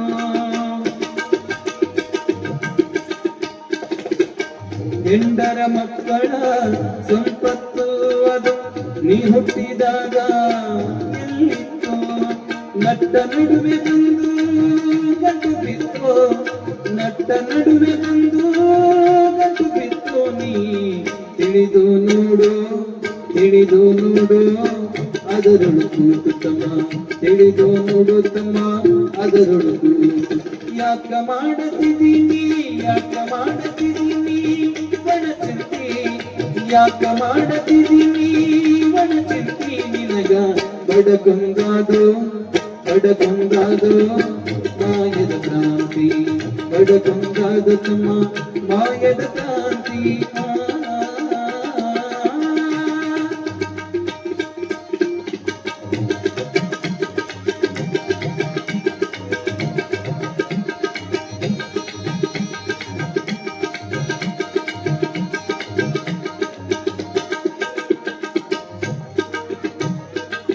ಸಂಕಷ್ಟ ಪಡುತ್ತೀರಿ ಸಾಯುವುದಕ್ಕಾದ ಸಟ್ಟಪಟ್ಟ ಹುಣ್ಣಲೋ ಮಾಯುದಕ್ಕ, ಸಂಕಷ್ಟ ಪಡುತ್ತೀರಿ ಸಾಯುವುದಕ್ಕಾದ ಸಟ್ಟಪಟ್ಟ ಹುಣ್ಣಲೋ ಮಾಯುದಕ್ಕ, ಕರ್ತೃಗುರು ಶ್ರೀ ಮಹತನಲ್ಲ, ಕರ್ತೃಗುರು ಶ್ರೀ ಮಹತನಲ್ಲ, ಕರ್ತೃಗುರು ಶ್ರೀ ಮಹಾಂತ ಮಹಾಂತ, ಕರ್ತೃಗುರು ಶ್ರೀ ಮಹತನಲ್ಲ, ಅವನ ಹೊರತು ಮತ್ಯಾರಿಲ್ಲ ತಮ್ಮ, ಅವನ ಹೊರತು ಮತ್ಯಾರಿಲ್ಲ. ಯಾಕ ಮಾಡತಿದ್ದೀನಿ ಯಾಕ ಮಾಡತಿದ್ದೀನಿ ಯಾಕ ಮಾಡತಿದ್ದೀನಿ ಬಡ ಚಿಂತೆ, ಯಾಕ ಮಾಡತಿದ್ದೀನಿ ಬಡ ಚಿಂತೆ, ನಿನಗ ಬಡಕೊಂಗಾದು ಬಡಕೊಂಗಾದು ತಮ್ಮ ಮಾಯದ ಕ್ರಾಂತಿ, ಬಡಕೊಂಗಾದು ತಮ್ಮ ಮಾಯದ ಕ್ರಾಂತಿ. ಅದಕ್ಕ ಜೋತುಗೊಂಡು ನೀ ಕುಂತಿ ನಾಳೆ ಯಮ ಕೇಳಿದರ ಏನಂತಿ, ಅದಕ್ಕ ಜೋತುಗೊಂಡು ನೀ ಕುಂತಿ ನಾಳೆ ಯಮ ಕೇಳಿದರ ಏನಂತಿ. ಯಾಕ ಮಾಡತಿದ್ದೀನಿ ಬಡ ಚಿಂತಿ, ಯಾಕ ಮಾಡತಿದ್ದೀನಿ ಯಾಕ ಮಾಡತಿದ್ದೀನಿ ಯಾಕ ಮಾಡತಿದ್ದೀನಿ ಬಡ ಚಿಂತಿ, ವಣ ಚಿಂತಿ ವಣ ಚಿಂತಿ. ಜಯ ಮಂಗಲಂ ಜಯ ಪರಾಪತೆ ಶಿವ ಹರ ಹರ ಮಹಾದೇವ. ಅದಕ್ಕೆ ತರಣಿಯ ಹುಳದ ಹಾಗೆ ರೇಷ್ಮೆಯ ಹುಳದ ಹಾಗೆ ನನ್ನನ್ನೇ ನನ್ನ ಪ್ರಪಂಚದೊಳಗೆ ನಾನೇ ಇದ್ದುಕೊಂಡು ನನ್ನ ಜೀವನದಲ್ಲಿ ನಿನ್ನನ್ನ ಮರೆತು ನಾನು ಬದುಕ್ತಾ ಇದ್ದೇನೆ. ಆ ದುರಾಶೆಗಳನ್ನ ದೂರ ಮಾಡು, ಆ ಆಸೆಯನ್ನ ದೂರ ಮಾಡು, ಆ ಮನಸ್ಸಿನ ದುರಾಸೆಯನ್ನ ದೂರ ಮಾಡಿ ಆ ಮನಸ್ಸಿನ ಒಳಗಡೆ ಆ ಪರಮಾತ್ಮನ ನೆಲೆಗೊಳ್ಳುವ ಹಾಗೆ ಮಾಡಂತ ತಿಳ್ಕೊಂಡು ಅಕ್ಕ ಮಹಾದೇವಿ ಪರಮಾತ್ಮನಲ್ಲಿ ಬೇಡಿಕೆಯನ್ನ ಇಡ್ತಾ ಇದ್ದಾಳೆ, ಪ್ರಾರ್ಥನೆ ಮಾಡ್ತಾ ಇದ್ದಾಳೆ. ಏನ್ ಕೊಟ್ಟಿದೆಯಲ್ಲ ಅದ್ರೊಳಗೆ ತೃಪ್ತಿ ಇರುವಂಗ ಮಾಡು. ಇದಕ್ಕೆ ಏನ್ ಜೀವನಕ್ಕೆ ಏನ್ ಬೇಕಾಗುವಂತದ್ ಏನೇನು ಕೊಟ್ಟಿದೆಯಲ್ಲ ಇಷ್ಟನ್ನೇ ಇಷ್ಟೊಳಗೆ ತೃಪ್ತಿ ಇರುವಂಗ ಮಾಡು. ಮತ್ತೊಂದನ್ನ ಬಯಸದ ಹಾಗೆ ಅನ್ಯ ವಿಷಯಕ್ಕೆ ಎಳೆಸದಂತಿರಿಸು ಕೂಡಲ ಸಂಗಮ ದೇವ. ಈ ಕಣ್ಣುಗಳನ್ನ ನಿನ್ನ ನೋಡ್ಯಾವ ಅಂತಂದ ಬಳಿಕ ಮತ್ತೊಂದು ನೋಡಲಾರ್ದಂಗ ಮಾಡು. ಈ ನಾಲಿಗೆ ನಿನ್ನ ಸ್ಮರಣೆ ಮಾಡಿದೆ ಅಂತಂದ ಬಳಿಕ ನಿನ್ನ ಹೊರತು ಮತ್ತೊಂದು ಸ್ಮರಣೆಯನ್ನ ಮಾಡಲಾರ್ದಂಗ ಮಾಡು. ಈ ಕಿವಿಗಳು ನಿನ್ನ ನಾಮವನ್ನ ಕೇಳಿದವಂತಂದ ಬಳಿಕ ಮತ್ತೊಂದು ಕಿವಿಗೆ ಕೇಳಲಾರ್ದಂಗ ಇರಿಸು. ಈ ಕೈಗಳು ನಿನ್ನ ಪೂಜಾ ಮಾಡವಂತಂದ ಬಳಿಕ ನಿನ್ನ ಪೂಜೆಯ ಹೊರತುಪಡಿಸಿ ಮತ್ತೊಂದು ಮಾಡಲಾರ್ದಂಗ ನನಗ ಮಾಡಿ. ಕಾಲಗಳು ನಿನ್ನ ಮಠಕ್ಕೆ ಬಂದಾವ, ಸಂಗಮೇಶನ ಗುಡಿಗೆ ಬಂದಾವ, ಖಂಡೇಶ್ವರನ ಗುಡಿಗೆ ಬಂದಾವ, ಮಠಕ್ಕೆ ಬಂದಾವ. ಇಲ್ಲಿ ಬಂದಾವ ಅಂತ ಬಳಿಕ ಮತ್ತೊಂದು ಕೆಟ್ಟ ಜಾಗಕ್ಕೆ ಹೋಗ್ಲಾರ್ದಂಗ ನನಗ ಕುಂಟನನ್ನಾಗಿ ಮಾಡು. ಒಟ್ಟಾರೆ ಅನ್ಯ ವಿಷಯಕ್ಕೆ ಎಳೆಸದಂತಿರಿಸು ಕೂಡಲ ಸಂಗಮ ದೇವ ಅಂತ ತಿಳ್ಕೊಂಡು ಬಸವನವರು ಬರೆಯುವಂತ ನನಗೆ ಏನು ಕೊಟ್ಟಿದೆಯಲ್ಲ ಅದ್ರೊಳಗೆ ತೃಪ್ತಿ ಇರುವಂಗ ಮಾಡು ಅನ್ನುವಂಥದ್ದು. ಅದಕ್ಕೆ ಹೇಳ್ತಾರಲ್ಲ, ಇರುವ ಭಾಗ್ಯವನ್ನೆಣದು ಬಾರನೆಂಬುದನ್ನು ಬಿಡು, ಹರ್ಷಕ್ಕೆ ಇದೇ ದಾರಿ. ನಾವು ಏನು ಕೊಟ್ಟಾನೋ ತೃಪ್ತಿ ಇರಬೇಕು. ನಾವೆಲ್ಲ ಅದನ್ನೇ ನಾವು ಅವನನ್ನ ಸ್ಮರಿಸ್ಬೇಕು, ಅವನನ್ನ ನೆನಿಬೇಕು, ಅವನನ್ನೇ ಪೂಜಾ ಜಪ ತಪ ಅವನ ನಾಮವೇ ನಮ್ಮ ನಿತ್ಯ ನೇಮವಾಗಿ ಬದಲಾವಣೆ ಆಗ್ಬೇಕು. ಅಂತಹ ಭಾವನೆಯನ್ನ ಅಂತಹ ಗುಣವನ್ನ ನನಗೆ ಕಲಿಸು ಅಂತ ತಿಳ್ಕೊಂಡು ಅಕ್ಕ ಮಹಾದೇವಿ ಕೇಳುವಂತದ್ದು. ಯಾಕೆ ನಾವು ಈ ಮಾತನ್ನ ಹೇಳ್ತೀವಿ, ಇದ್ದಿದ್ರೊಳು ತೃಪ್ತಿ ಇರಬೇಕು ಅಂತಂದ್ರೆ, ನಮ್ಗೆ ಏನ್ ಕೊಟ್ಟಾನ ಭಗವಂತ ನಾವ್ ಅಂತಿರ್ತೇವೆ, ಅವನಿಗೆ ಇರ್ಲಾರ್ದು ನನ್ನ ಕಡೆ ಇಲ್ಲ ಅಂತಂದ್ರೆ ನಮ್ಗೆ ಸಂಕಟ ಆಗ್ತೈತಿ. ಅವನಿಗೆ ಭಗವಂತ ಚಲೋ ಮಣಿ ಕಟ್ಟಿಸ್ಕೊಟ್ಟಿದ್ದ, ನಮಗ್ ಚಲೋ ಮಣಿ ಕಟ್ಟಿಸಿಲ್ಲ, ನಮಗ್ ಕೊಟ್ಟಿಲ್ಲ ಅಂತಂದ್ರೆ ನಮಗ್ ಸಂಕಟ ಆಗ್ತೈತಿ. ಅವನಿಗೆ ಚಲೋ ಅವನ ಕಡೆ ಚಲೋ ಗಾಡಿ ಐತಿ, ನನ್ ಕಡೆ ಬರೀ ಬೈಕ್ ಐತಿ, ನಮ್ಗ್ ಸಂಕಟ ಆಗ್ತೈತಿ. ಒಟ್ಟ ಮಂದಿ ಕಡೆ ಏನ್ ಇರ್ತೈತಿ ಅದು ನನ್ನ ಕಡೆ ಇಲ್ಲ ಅಂತಂದ್ರೆ ಮನುಷ್ಯನಿಗೆ ಸಂಕಟ ಚಾಲು ಆಗೇ ಬಿಡ್ತದ. ಅದ್ ತಲೆ ಹೊಕ್ಕೆ ಬಿಡ್ತೈತಿ. ಹೆಂಗಾರ ಮಾಡಿ ಒಂದು ತಗೋಬೇಕಿಲ್ಲ, ಅವಂದ್ರೆ ಕೆಡಿಸ್ಬೇಕು, ನಾನಾರ ತಗೋಬೇಕು ಅನ್ನುವಂಥದ್ದು. ನೀವು ತಗೊಳಂತೂ ಹೋಗಂಗಿಲ್ಲ, ಮತ್ತೊಬ್ರು ಮಾತ್ರ ಕೆಡಿಸೋದ್ ಮಾತ್ರ ಪಕ್ಕ ಇರ್ತೈತಿ ಅಂತ ಅನ್ನೋದು ಎಲ್ಲ ನಿಮ್ಗೆಲ್ಲ ಗೊತ್ತಿರುವಂತದ್ದೇ. ಹೀಗಾಗಿ ಅವ ಏನು ಕೊಟ್ಟಿದಲ್ಲ ಅದ್ರೊಳಗೆ ತೃಪ್ತಿ ಇರುವಂತಹ ಭಾವನೆ ನಮ್ಮದಿರ್ಬೇಕು. ಒಬ್ಬವನು ದಿನಾ ದೇವರಿಗೊಂದು ಬೇಡ್ಕೋತಿದ್ದವ, ದೇವರಿಗೆ ಪ್ರಾರ್ಥನೆ ಮಾಡ್ತಿದ್ದ. ಏನು, ಭಗವಂತ ನನಗ ಬಹಳ ಸಾಲ ಆಗೈತಿ, ಏನಾರ ಮಾಡಿ ನನಗ ಆಶೀರ್ವಾದ ಮಾಡು ಅಂತೇಳಿ. ಆಶೀರ್ವಾದ ಮಾಡು ಅಂತ ನೀವು ಮಠಕ್ಕೆ ಬರ್ತೀರಿ, ಸ್ವಲ್ಪ ಅಪ್ಪರ್ ಬಹಳ ಸಾಲ ಆಗೈತಿ, ಏನಾರ ಸ್ವಲ್ಪ ಆಶೀರ್ವಾದ ಮಾಡ್ರಿ ಅಂತ ಹೇಳಿ. ಆತರ ಆಶೀರ್ವಾದ ಅವ ಏನ್ ಕೇಳ್ತಿದ್ದ ಅಂತಂದ್ರೆ, ದಿನ ದೇವ್ರ ಪೂಜೆ ಮಾಡ್ತಿದ್ದ, ಅಂಗಡಿಗೆ ಹೋಗಿ ಒಂದು ಪುಗ್ಗ ತಗೊಂಡ್ಬರ್ತಿದ್ದ. ಪುಗ್ಗ ತಗೊಂಡು ಬಲೂನ್ ಅಂತೀರಲ್ಲ, ಆ ಬಲೂನ್ ತಗೊಂಡು ಬಲೂನ್ ಮೇಲೆ ಬರೀತಿದ್ದ. ಭಗವಂತ ನನಗ ಸಾಲ ಆಗೈತಿ, ಒಂದ್ 50,000 ರೂಪಾಯಿ ಕೊಡು ಅಂತ ತಿಳ್ಕೊಂಡು ಆ ಪುಗ್ಗ ಮೇಲೆ ಬರೆದು ಅದನ್ನ ಹಾರಿ ಬಿಡ್ತಿದ್ದ. ಅದು ಹಾರ್ಕೊಂತ ಹೋಗ್ತಿತ್ತು. ಎಲ್ಲಿ ಹೋಗ್ತಿತ್ತು ಅಂದ್ರೆ ಹೋಗಿ ಪೊಲೀಸ್ ಸ್ಟೇಷನ್ ಮುಂದೆ ಹಾದು ಹೋಗ್ಬೇಕಾದ. ಪೊಲೀಸರು ನೋಡಿದ್ರು, ಏನೋ ಪುಗ್ಗ ಹಾರು ಹೊಂಟೈತಿಲ್ಲ ಅಂತ ತಿಳ್ಕೊಂಡು ಎಳೆದು ನೋಡಿದ್ರು, ಅದ್ರ ಮೇಲೆ ಒಬ್ರು ಬರ್ದಿದ್ದ, ಭಗವಂತ ನನಗ ಸಾಲ ಆಗೈತಿ, ಒಂದ್ 50,000 ರೂಪಾಯಿ ನನಗ ಕೊಟ್ಟ ಕಳಿಸ್ ಅಂತ ಹೇಳಿ ಅವ ಬರ್ದಿದ್ದ. ಪೊಲೀಸರು ಓದಿದ್ರು, ನೋಡಿದ್ರು, ನಕ್ರು, ಬಿಟ್ಬಿಟ್ರು. ಮತ್ತೆ ಮರುದಿವಸ ಒಂದು ಪುಗ್ಗ ತಗೊಂಡ, ಮತ್ತ ಅದ್ರ ಮೇಲೆ ಬರದ 50,000 ರೂಪಾಯಿ ಕೊಡಪ್ಪ ಭಗವಂತ ಅಂತೇಳಿ ಮತ್ತ ಪುಗ್ಗ ಬಿಟ್ಟು ಹಾರಿ ಹೋಯ್ತು. ಮತ್ತ ಅದು ಪೊಲೀಸ್ ಸ್ಟೇಷನ್ ಮುಂದೆ ಹಾದೋಯ್ತದ.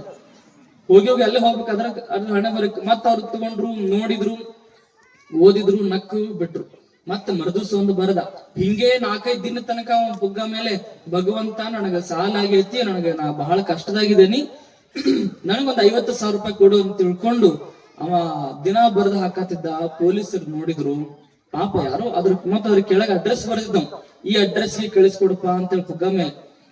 ಪೊಲೀಸರು ನೋಡಿದ್ರು, ಬಹಳ ಆಕು ಬಡವ ಅದಾನ ಅಂತ ಅನ್ಸತ್ತೆ, ಮತ್ ಬಹಳ ಎಷ್ಟು ಮುಗ್ಧ ಅದ, ನಿಮ್ಮ ಎಷ್ಟು ಇನ್ನೋಸೆಂಟ್ ಅದಾನ, ಭಗವಂತ ದೇವ್ರು ಕೊಡ್ತಾನಂತ ತಿಳ್ಕೊಂಡು ದಿನಾ ಪುಗ್ಗ ಮೇಲೆ ಬಲೂನ್ ಮೇಲೆ ಬರೆದು ಕಳ್ಸಾತಾನ. ಇವನು ಇನ್ನೋಸೆಂಟಿಗಾದ್ರೂ ಸಹಿತ, ಇವನು ಮುಗ್ಧತೆಗಾದ್ರೂ ಸಹಿತ ನಾವು ಎಲ್ಲರೂ ಸೇರಿ ಏನಾದ್ರೂ ಸಹಾಯ ಮಾಡ್ಬೇಕಂತೇಳಿ ಸ್ಟೇಷನ್ ಒಳಗಡೆ ಒಂದು 7-8 ಜನ ಇದ್ರು. 7-8 ಮಂದಿ ಎಲ್ಲ ಸೇರಿ ಅವ್ರವ್ರಿಗೆ ಎಷ್ಟೆಷ್ಟು ಶಕ್ತಿ ಆಗ್ತೈತಿ ಅಷ್ಟೆಲ್ಲ ಪಟ್ಟಿ ಹಾಕಿದ್ರು. ನೀವು ಗುಡಿಗೆ ಹಾಕ್ತಿರಲ್ಲ ಪಟ್ಟಿ, ಅಲ್ಲಿ ಇಲ್ಲಿ ಪಟ್ಟಿ ಹಾಕ್ತಿರಲ್ಲ, ಅಷ್ಟೆಲ್ಲ ಪಟ್ಟಿ ಹಾಕಿ ಒಂದು 25,000 ರೂಪಾಯಿ ಮಾಡಿದ್ರು. ಅವ ಎಷ್ಟು ಕೇಳಿದ್ದ? 50,000 ರೂಪಾಯಿ ಕೇಳಿದ್ರು. ಇವ್ರ ಕಡೆ ಎಷ್ಟು ಗೋಳೆ ಆಯ್ತು ಅಂದ್ರೆ 25,000 ರೂಪಾಯಿ ಗೋಳೆ ಆಯ್ತು. 25,000 ರೂಪಾಯಿ ಗೋಳೆ ಆಯ್ತು. ಪುಗ್ಗ ಮೇಲೆ ಅಡ್ರೆಸ್ ಬರ್ದಿದ್ದಲ್ಲ, ಆ ಅಡ್ರೆಸ್ ನೋಡಿ ಅವನ್ ಮನಿಗೆ ಹೋಗಿ ಆ 25,000 ರೂಪಾಯಿ ಕೊಟ್ಟು ಇವ್ರು ಸ್ಟೇಷನ್ಗೆ ಬಂದ್ರು. ಮತ್ತ ಮರುದಿವಸ ಒಂದು ಪುಗ್ಗ ಮೇಲೆ ಬರೆದು ಕಳ್ಸಿದ. ಏನ್ ಬರೆದು ಕಳ್ಸಿದ ಅಂದ್ರೆ ಮತ್ತದು ಸ್ಟೇಷನ್ ಮುಂದೆ ಹಾಗೆ ಹೊಂಟಿತ್ತು. ಮತ್ತೆ ಪುಗ್ಗ ಕಳ್ಸ ನೀವು ಬರದಂತ ತಿಳ್ಕೊಂಡು ಅದನ್ನ ತಗೊಂಡು ನೋಡ್ತಾರೆ.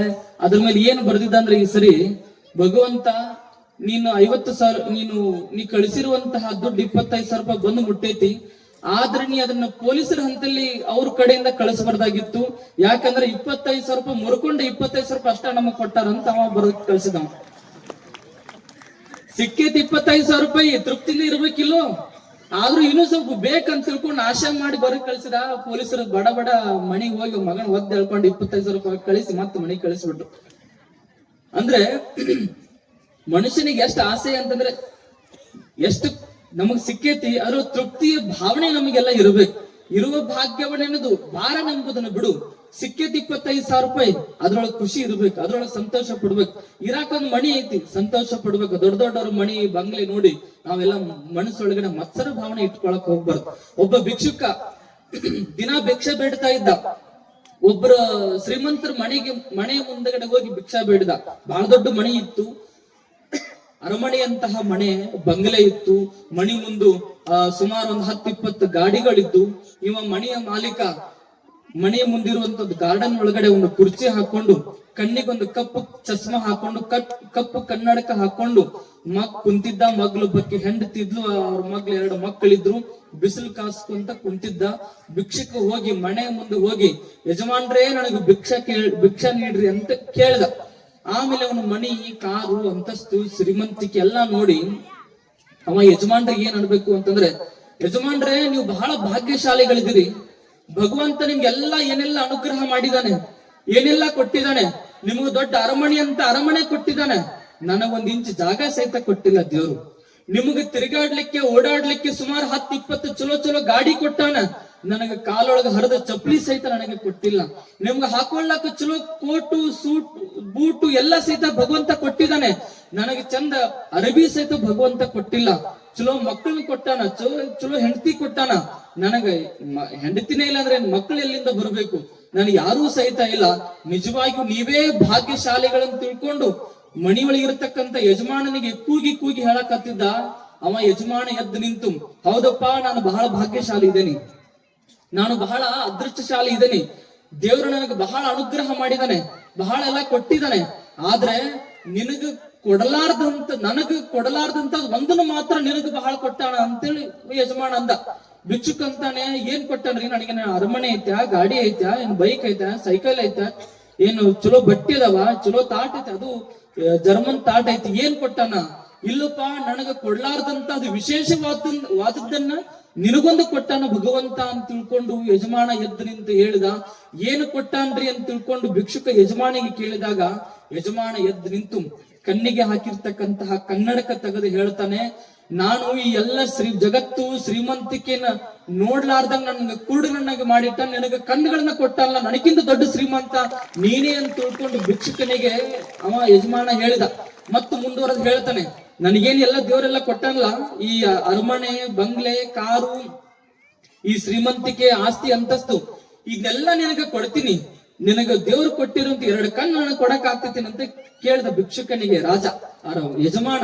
ಅವಾಗ ಭಿಕ್ಷುಕ ಅಂತಾನೆ, ಯಜಮಾನ್ರ ಮನಸ್ಸೊಳಗೆ ಅನ್ಕೊಂಡಿವ, ನೀವು ನಿಮಗಿರುವಂತಹ ಅರಮನೆ, ನಿಮಗಿರುವಂತಹ ಕಾರು, ನಿಮ್ಮ ಆಸ್ತಿ ಪಾಸ್ತಿ ಇದೆಲ್ಲವೂ ಸಹಿತ ಭಗವಂತ ಕೊಟ್ಟಿರ್ತಕ್ಕಂತ ನನ್ನ 2 ಕಣ್ಣುಗಳಿಗೆ ಸಮಾನ ತಿಳ್ಕೊಂಡು ಅಲ್ಲಿಂದ ಜಾಗ ಖಾಲಿ ಮಾಡಿದ ಅನ್ನುವಂಥದ್ದು. ಅಂದ್ರೆ ಭಗವಂತ ನಮ್ಗೆ ಎಲ್ಲ ಸಹಿತ ಕೊಟ್ಟಿರ್ತಾನೆ. ಕೊಟ್ಟಿದ್ದನ್ನ ನಾವು ತೃಪ್ತಿಯಿಂದ ಇಟ್ಕೊಂಡು ಅದನ್ನ ಜೀವನ ಮಾಡುವಂತ ಪ್ರಯತ್ನ ನಮ್ದೆಲ್ಲರೂ ಸಹಿತ ಆಗಬೇಕು. ಒಬ್ಬ ವಿದೇಶದ ಮೈಕೆಲ್ ಚುಮೇರ್ ಅಂತ ತಿಳ್ಕೊಂಡು ಒಬ್ಬ ದೊಡ್ಡ ವಿಶ್ವದ ಅತಿ ವೇಗದ ಚಾಲಕ, ವಿಶ್ವದ ವೇಗದ ಡ್ರೈವರ್ ಅಂತೀರಿ ನೀವು, ಡ್ರೈವರ್, ದೊಡ್ಡ ಚಾಲಕ. ಈ ಟಿವಿ ಒಳಗಡೆ ಈ F1 ರೇಸಿಂಗ್ ಎಲ್ಲ ಬರ್ತಾ ನೋಡಿದ್ರೆ ನೀವೆಲ್ಲ ಗಾಡಿಗಳು ಹಿಂಗೆಲ್ಲ ಸೈ ಅಂತ ಹೋಗ್ತಿರೋದು ಸಟ್ಟಪಟ್ಟ. ಅಂತಹ ಗಾಡಿ ಓಡಿಸುವಂತ ವಿಶ್ವದ ವೇಗದ ಚಾಲಕ ಆತ. ಒಂದು ಸರಿ ಅವನಿಗೆ ಅಪಘಾತ ಆಗುತ್ತೆ. ಆಕ್ಸಿಡೆಂಟ್ ಆದ್ಮೇಲೆ ನೇರವಾಗಿ ಅವನು ದವಾಖಾನೆ ಕರ್ಕೊಂಡು ಹೋಗಿ ಟ್ರೀಟ್ಮೆಂಟ್ ಚಾಲೂ ಮಾಡ್ತಾರೆ. ಈ ಕುತ್ತಿಗೆ ಭಾಗದಲ್ಲಿ ಇರ್ತಕ್ಕಂಥ ಎಲ್ಲಾ ನರಗಳೆಲ್ಲ ಕಟ್ ಆಗಿದ್ದು, ಅವನಿಗೆ ಎಲ್ಲಾ ಛಿದ್ರ ಆಗಿದ್ದು, ಕಟ್ ಆಗಿದ್ದು. ಡಾಕ್ಟ್ರು ಏನೋ ಹರಸಾಹಸ ಮಾಡಿ ಆಪರೇಷನ್ ಎಲ್ಲ ಮಾಡ್ತಾರೆ. ಆಪರೇಷನ್ಗೆ ತಗಲಿರ್ತಕ್ಕಂತಹ ಖರ್ಚು ಎಷ್ಟು ಅಂತಂದ್ರೆ 109 ಕೋಟಿ ರೂಪಾಯಿ ಅವನ ಆಪರೇಷನ್ಗೆ ಖರ್ಚಾಗಿರ್ತಕ್ಕಂಥದ್ದು. ಅಷ್ಟೆಲ್ಲ 100 ಕೋಟಿ ರೂಪಾಯಿ ಖರ್ಚಾದ್ರೂ ಸಹಿತ ಅವನ ಗೋಣು ಮೊದಲಿನಂಗ ಆಗ್ಲಿಲ್ಲ. ಗೋಣು ಮ್ಯಾಲ ಎತ್ತಕ್ ಬರ್ಲಿಲ್ಲ, ಕತ್ತು ಮ್ಯಾಲ ಎತ್ತಕ್ ಬರ್ಲಿಲ್ಲ, ಆ ಕಡೆ ಹೊಳ್ಳಕ್ ಸಹಿತ ಬರ್ಲಿಲ್ಲ, ಮೊದಲಿನಂಗ ಆಗ್ಲಿಲ್ಲ. ಹಾಗಾಗಿ ನಾವು ಅರ್ಥ ಮಾಡ್ಕೊಳ್ಬೇಕು, ಆ ಭಗವಂತ ಕೊಟ್ಟಿರ್ತಕ್ಕಂತಹ ಈ ನರನಾಡಿಗಳ ಬೆಲೆ ಎಷ್ಟು, ಭಗವಂತ ಕೊಟ್ಟಿರ್ತಕ್ಕಂತಹ ಮಿದುಳಿನ ಬೆಲೆ ಎಷ್ಟು, ಭಗವಂತ ಕೊಟ್ಟಿರ್ತಕ್ಕಂಥ ಈ ಕೈಗಳ ಬೆಲೆ ಎಷ್ಟು, ಭಗವಂತ ನೀಡಿರ್ತಕ್ಕಂಥ ಈ ಹೃದಯದ ಬೆಲೆ ಎಷ್ಟು, ಕಿಡ್ನಿ ಬೆಲೆ ಎಷ್ಟು, ಲಿವರ್ ಬೆಲೆ ಎಷ್ಟು, ಕೈ ಕಾಲುಗಳ ಬೆಲೆ ಎಷ್ಟು. ಒಂದು ಸರಿ ನಾವು ವಿಚಾರ ಮಾಡಬೇಕು. ನಮ್ಮ ದೇಹದ ಕುರಿತಾಗಿ ನಾವೆಲ್ಲ ವಿಚಾರ ಮಾಡ್ಬೇಕೇನು ಅಂತಂದ್ರೆ, ನಮ್ಗೆಲ್ಲ ಅವಯವಗಳನ್ನ ಎಲ್ಲ ಅಂಗಾಂಗಗಳನ್ನ ಕೊಟ್ಟಿರ್ತಕ್ಕಂತಹ ಪರಮಾತ್ಮನಿಗೆ ನಾವು ಹೇಳ್ಬೇಕೇನು ಅಂತಂದ್ರೆ, ಬಹುಶಃ ನಾ ಎಲ್ಲ ಆರೋಗ್ಯವಾಗಿದ್ದೀನಲ್ಲ, ನನ್ನಷ್ಟು ಕೋಟ್ಯಾಧೀಶನೇ ಪ್ರಪಂಚದಲ್ಲಿ ಯಾರು ಇಲ್ಲ ಅಂತನ್ನುವಂತ ಭಾವನೆ ನಮ್ಮಲ್ಲಿ ಬರ್ಬೇಕು. ನೀ ಅನ್ನಂಗಿಲ್ಲ ಗುಡಿ ದವಾಖಾನಿಗೆ ಹೋದಾಗದು, ಏನ್ರ ಮಾಡಿ ನನ್ನ ಮಗನ ಉಳಿಸ್ರಿ, ನಿಮ್ ಕೈ ಮುಗಿತೀನಿ, ಕಾಲು ಬೀಳ್ತೀನಿ, ಎಷ್ಟರ ಖರ್ಚಾಗ್ಲಿ, ಫಲ ಮಾರ್ತೀನಿ, ಮನಿ ಮಾರ್ತೀನಿ. ಅವಾಗಂತಾನೆ ಡಾಕ್ಟ್ರು, ನೀವ್ ಎಷ್ಟು ಕೋಟಿ ಕೊಟ್ಟರು ಸಹಿತ ದೇಹಕ್ಕೆ ಬೆಲೆ ಕಟ್ಟಕ್ ಆಗಂಗಿಲ್ಲ, ನಮ್ಮ ಪ್ರಯತ್ನ ನಾವು ಮಾಡ್ತೀವಿ ಅನ್ನುವಂಥದ್ದು. ಅದಕ್ಕೆ ಕೊಟ್ಟಿರುವಂತಹ ಈ ಶರೀರವನ್ನ ಸರಿಯಾದ ರೀತಿಯಲ್ಲಿ ಉಪಯೋಗ ಮಾಡಿಕೊಳ್ಬೇಕು, ಯೋಗಕ್ಕಾಗಿ ಉಪಯೋಗ ಮಾಡಿಕೊಳ್ಬೇಕು, ಒಳ್ಳೆ ಸತ್ಪಾತ್ರಕ್ಕೆ ಕಾರ್ಯಗಳಿಗೆ ಉಪಯೋಗ ಮಾಡ್ಕೊಳ್ಬೇಕು. ಅದು ಹೊರತಾಗಿ ನಮ್ಮ ಜನ ಇತ್ತೀಚಿನ ಎಲ್ಲ ಯುವಕರು ಯಾರೋ ಮನ್ಯಾಗ ಒಬ್ರು ಏನೋ ಅಂದ್ರು ಅಂತ ತಕ್ಷಣ ಹೋಗೋದು, ಹೊಲಕ್ ಹೋಗೋದು, ಎಣ್ಣೆ ಕುಡಿಯೋದು, ಸಾಯೋದು, ಹೊಲಕ್ ಹೋಗೋದು, ಉರ್ಲ್ ಹಾಕೊಳ್ಳೋದು, ನೇಣ್ ಹಾಕೊಳ್ಳೋದು, ಸಾಯೋದು. ನಾವೆಲ್ಲ ವಿಚಾರ ಬಹಳ ಜನ ಅಂತಿರ್ತಾರೆ, ಇವ ಯಾರಾದ್ರೂ ಸತ್ತ ಮೇಲೆ ಇವ ಬಹಳ ಒಳ್ಳೆ ಮನುಷ್ಯ ಇದ್ರಿ, ಒಳ್ಳೆವಿದ್ದ, ಒಳ್ಳೆಯವರಿಗೆ ಕಾಲ ಇಲ್ಲ, ಒಳ್ಳೆಯವ್ರನ್ನ ದೇವ್ರು ಬಹಳ ಬೇಗ ಕರ್ಕೊಂಡ್ ಬಿಡ್ತಾನೆ ಅಂತ ಹೇಳಿ ಅಂತಿರ್ತಿರಲ್ಲ ನೀವೆಲ್ಲರೂ ಸಹಿತ. ಒಳ್ಳೆಯವ್ರನ್ನ ದೇವ್ರು ಬಹಳ ಪ್ರೀತಿ ಮಾಡ್ತಾನೆ, ಒಳ್ಳೆಯವ್ರನ್ನ ಬೇಗ ಕರ್ಕೊಂಡ್ ಬಿಡ್ತಾನೆ ಅಂತ ಹೇಳಿ. ಮತ್ತೆ ಈ ಭೂಮಿ ಮೇಲೆ ನಾವೆಲ್ಲ ಇದೀವಲ್ಲ, ನಾವೇನ್ ಬಹಳ ಕೆಟ್ಟವ್ರೆ ನಂಗಿದ್ರೆ, ನಾವು ಸಹಿತ ಒಳ್ಳೆಯವ್ರೆ. ಮತ್ ನಾವಿನ ಯಾಕೆ ಭೂಮಿ ಮೇಲೆ ಇದೇವಿ? ಅವ ಒಳ್ಳೆಯವನಿದ್ದ, ದೇವ್ರನ್ನ ಇಷ್ಟಪಟ್ಟ, ಅವನ ಕರ್ಕೊಂಡ. ಮತ್ತಿನ್ನೂ ನಾವ್ ಯಾಕೆ ಭೂಮಿ ಮೇಲೆ ಇದೇವಿ ಅಂತಂದ್ರೆ ನಾವ್ ವಿಚಾರ ಮಾಡ್ಬೇಕು. ಬಹುಶಃ ಆ ಮ್ಯಾಲಿರ್ತಕ್ಕಂತಹ ಪರಮಾತ್ಮನಿಗಿಂತಲೂ ಸಹಿತ ಈ ಭೂಮಿ ಮೇಲೆ ನಮ್ಮನ್ನ ಆ ದೇವರಿಗಿಂತಲೂ ಹೆಚ್ಚಾಗಿ ಪ್ರೀತಿ ಮಾಡೋರು ಯಾರೋ ಇದಾರೆ. ಅದಕ್ಕೋಸ್ಕರ ನಾವೆಲ್ಲ ಇದೇವಿ ಅಂತ ತಿಳ್ಕೊಂಡು ನಾವೆಲ್ಲ ಅನ್ಕೊಳ್ಬೇಕು. ಯಾರಿದಾರೆ ಹಾಗಿದ್ರೆ ದೇವರಿಗಿಂತಲೂ ನಿಮ್ಮನ್ನ ಪ್ರೀತಿ ಮಾಡೋರು? ಮನೆಯಾಗಿರ್ತಕ್ಕಂಥ ನಿಮ್ಮ ಹೆತ್ತಿರುವಂತಹ ಅಪ್ಪ, ಅವ್ವ, ನಿಮ್ಮ ಬಂಧು ಬಳಗದವರೆಲ್ಲ ಇದ್ದಾರೆ. ಅದು ಹೊರತುಪಡಿಸಿ ನಮ್ಗ ಅವ್ರು ನೋಡಂಗಿಲ್ಲ, ಇವ್ರು ನೋಡಂಗಿಲ್ಲ, ಅವ್ರು ಒಂದ್ ಮಾತಂದ್ರು, ಇವ ಒಂದ್ ಮಾತಂದ್ರು ತಿಳ್ಕೊಂಡು ಈ ಜೀವನನೇ ಬೇಡ ಅಂತ ತಿಳ್ಕೊಂಡು ಎಲ್ಲೆಲ್ಲ ಹೋಗಿ ಇತ್ತೀಚಿನ ಎಲ್ಲ ಯುವಕರು ಹಾಳಾಗ್ತಾ ಇರುವಂತದನ್ನ ನೋಡಿ ಬಹಳಷ್ಟು ಬೇಜಾರಾಗುತ್ತೆ. ಅದಕ್ಕೆ ನಮ್ಗೇನ್ ದೇವರು ಕೊಟ್ಟಾನಲ್ಲ, ಆ ಕೊಟ್ಟಿರೋದ್ರಲ್ಲಿ ತೃಪ್ತಿಯಿಂದ ಇರಬೇಕು, ಸಂತೋಷದಿಂದ ಇರಬೇಕನ್ನುವಂತಹ ಒಂದು ವಿಚಾರಗಳನ್ನ ಈ ಪೀಠಿಕಾ ಭಾಗದಲ್ಲಿ ನೋಡಿ ಕಲಾವಿದರು ಒಂದು ಗಾಯನವನ್ನ ಮಾಡ್ತಾರೆ. ನಂತರ ಪುರಾಣ ವಿಷಯಕ್ಕೆ ಬರೋಣ ಅಂತ ಹೇಳಿ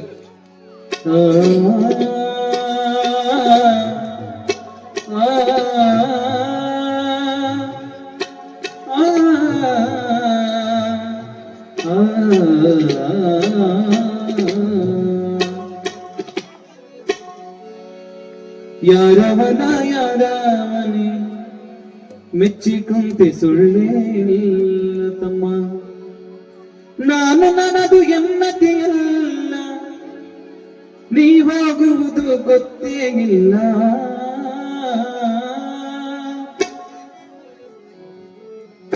ಯಾರವಲ ಯಾರ ಮನೆ, ಯಾರವಲ ಯಾರ ಮನೆ ಮೆಚ್ಚಿಕೊಂತೆ ಸುಳ್ಳೇ ಇಲ್ಲ.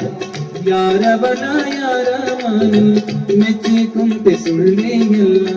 ನಾನು ನನ್ನದು ಎನ್ನತಿಯಲ್ಲ, ನಾನು ನನ್ನದು ಎನ್ನತಿಯಲ್ಲ, ನೀ ಹೋಗುವುದು ಗೊತ್ತೇ ಇಲ್ಲ. ಯಾರವಲ ಯಾರ ಮನೆ ಮೆಚ್ಚಿಕೊಂತೆ ಸುಳ್ಳೇ ಇಲ್ಲ.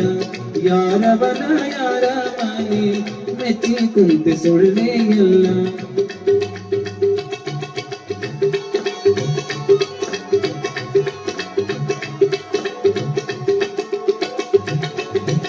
ದಾನ ಧರ್ಮ ಮೊದಲೇ ಇಲ್ಲ, ಗಳಿಸಿ ಬಳಸಿ ಇಟ್ಟಿದೆಯಲ್ಲ.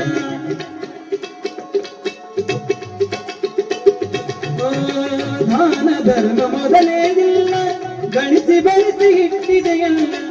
ಒದಗಿ ಬಂತು ಮರಣದ ಕಾಲ, ಒದಗಿ ಬಂತು ಮರಣದ ಕಾಲ, ನೀ ಹೊಗ ಮ್ಯಾಲ ಇದು ಯಾರ ಪಾಲ.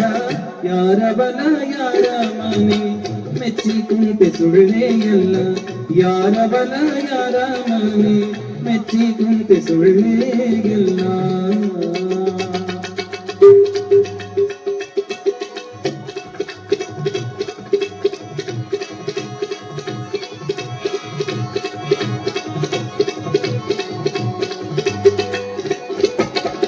ಹಣವ ಬಹಳ ಗಳಿಸಿದೆಯಚ್ಚ, ಹಣವ ಬಹಳ ಗಳಿಸಿದೆಯಚ್ಚ, ಸಾಯುತ್ತನಕ ತಿರುತ್ತಿದೆ ನುಚ್ಚ. ಹಣವ ಬಹಳ ಗಳಿಸಿದೆಯಚ್ಚ, ಸಾಯುತ್ತನಕ ತಿರುತ್ತಿದೆ ನುಚ್ಚ. ಬಾಯಲ್ಲಿ ಮಾತ್ರ ಬೆಲ್ಲದ ಹಚ್ಚ, ಬಾಯಲ್ಲಿ ಮಾತ್ರ ಬೆಲ್ಲದ ಹಚ್ಚ, ಪರಹುಪಕಾರ ಮಾಡಲಿಲ್ಲ ಹುಚ್ಚ. ಯಾರ ಬಲ ಯಾರ ಮನೆ ಮೆಚ್ಚಿ ಕುಂತೆ ಸುಳ್ಳೇ ಎಲ್ಲ ಯಾರ ಬಲ ಯಾರ ಮನೆ ಯಾರ ಬಲ ಯಾರ ಮನೆ ಮೆಚ್ಚಿ ಕುಂತೆ ಸುಳ್ಳೇ ಎಲ್ಲ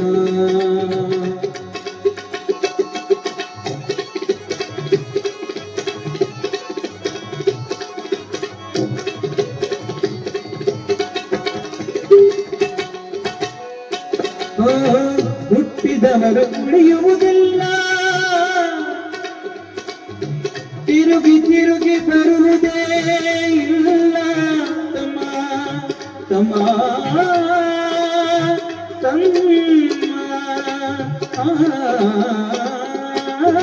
ಹುಟ್ಟಿದವರು ಉಳಿಯುವುದಿಲ್ಲ ಹುಟ್ಟಿದವರು ಉಳಿಯುವುದಿಲ್ಲ ತಿರುಗಿ ತಿರುಗಿ ಬರುವುದೇ ಇಲ್ಲ ಪಂಚಾಚರಿ ಎಳನ ಕುಲ್ಲ ಪಂಚಾಚರಿ ಎಳನ ಕುಲ್ಲ ಕುಲ್ಲ ಕುಲ್ಲ ಕುಲ್ಲ ಕುಲ್ಲ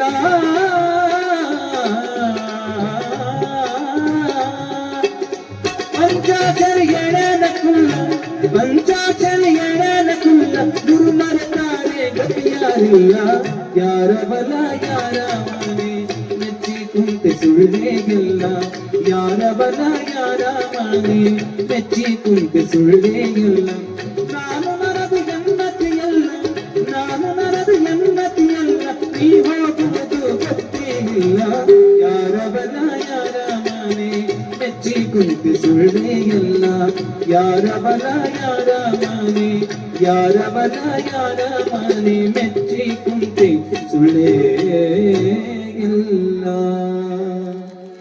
ಶಿವಲಿಂಗೇಶ್ವರ ಮಹಾರಾಜ್ ಕಿ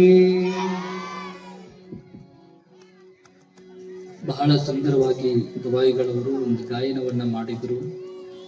ಅದನ್ನೇ ಅದು ನಂದು ಇದು ನಂದು ಹೊಲ ಮಣಿ ನಂದು ಅಂತ ತಿಳ್ಕೊಂಡ ನಾವೆಲ್ಲ ಜಗಳಾಡಿ ಈ ಸಾಂಸಾರಿಕ ಜೀವನದಲ್ಲಿ ಭಗವಂತನನ್ನ ಮರೆತು ನಾವೆಲ್ಲ ಬದುಕ್ತಾ ಇದ್ದೇವೆ. ನಾವೆಲ್ಲ ಯಾರನ್ನ ನೆನೆಬೇಕು ಅಂತಂದ್ರೆ ದೇವರು ಇಷ್ಟೆಲ್ಲ ಕೊಟ್ಟಿರುವಂತಹ ಪರಮಾತ್ಮನನ್ನು ನೆನೆಬೇಕು. ಬಹಳ ಜನ ತಾಯಿಯಂದಿರಿದ್ದಾರೆ. ನೀವು ಹೆಂಗ ನಾವು ನಮ್ಮ ಮನುಷ್ಯನ ಜೀವನ ಆಗೈತಿ ಅಂತಂದ್ರೆ ಮೂಗು ಕೊಟ್ಟವರಿಗಿಂತ ಮೂಗುತಿ ಕೊಟ್ಟವ್ರನ್ನೇ ಬಹಳಷ್ಟು ನೆನೆದಾಗೈತೆ ನಮ್ಮ ಮನೆ ಬರಕ್ಕೆ. ಹೌದಲ್ಲ? ಈ ಮೂಗನೇ ಇರ್ಲಿಲ್ಲ ಅಂದ್ರೆ ಮೂಗುತಿಯಲ್ಲಿ ಇಟ್ಕೋತಿದ್ರು ನೀವೆಲ್ಲರೂ. ಏನ್ ಕಣ್ಣಾಗಿ ಇಟ್ಕೋತಿದ್ರ, ಏನ್ ನೆತ್ತಿ ಮೇಲೆ ಇಟ್ಕೋತಿದ್ರ, ಏನ್ ಕಿವ್ಯಾಗ ಓದ್ಕೋತಿದ್ರ? ನಿಮ್ಮ ಬೀಗರು ಚಲೋ ವಜ್ರದಂತ ಮೂಗುತಿ ಮಾಡ್ಕೊಟ್ಟಾರ ಅಂದ್ರೆ ಮೂಗ ಐತಿ ಅಂತ ತಿಳ್ಕೊಂಡೆ ಮೂಗುತಿ ಇಟ್ಕೊಂಡಿರಲ್ಲ. ಮತ್ ಮೂಗ ಇರ್ಲಿಲ್ಲ ಅಂದ್ರೆ ಮೂಗುತಿಯಲ್ಲಿ ಇಟ್ಕೋತಿದ್ರ. ಅದಕ್ಕೆ ಇಷ್ಟೆಲ್ಲ ಕೊಟ್ಟಿರ್ತಕ್ಕಂಥವ್ನು ನಿಮ್ಮ ಬಂಧು ಬಳಗ ಅವರೆಲ್ಲ ಇಷ್ಟೆಲ್ಲ ಕೊಟ್ಟಿರ್ತಕ್ಕಂಥವ್ನು ಪರಮಾತ್ಮ.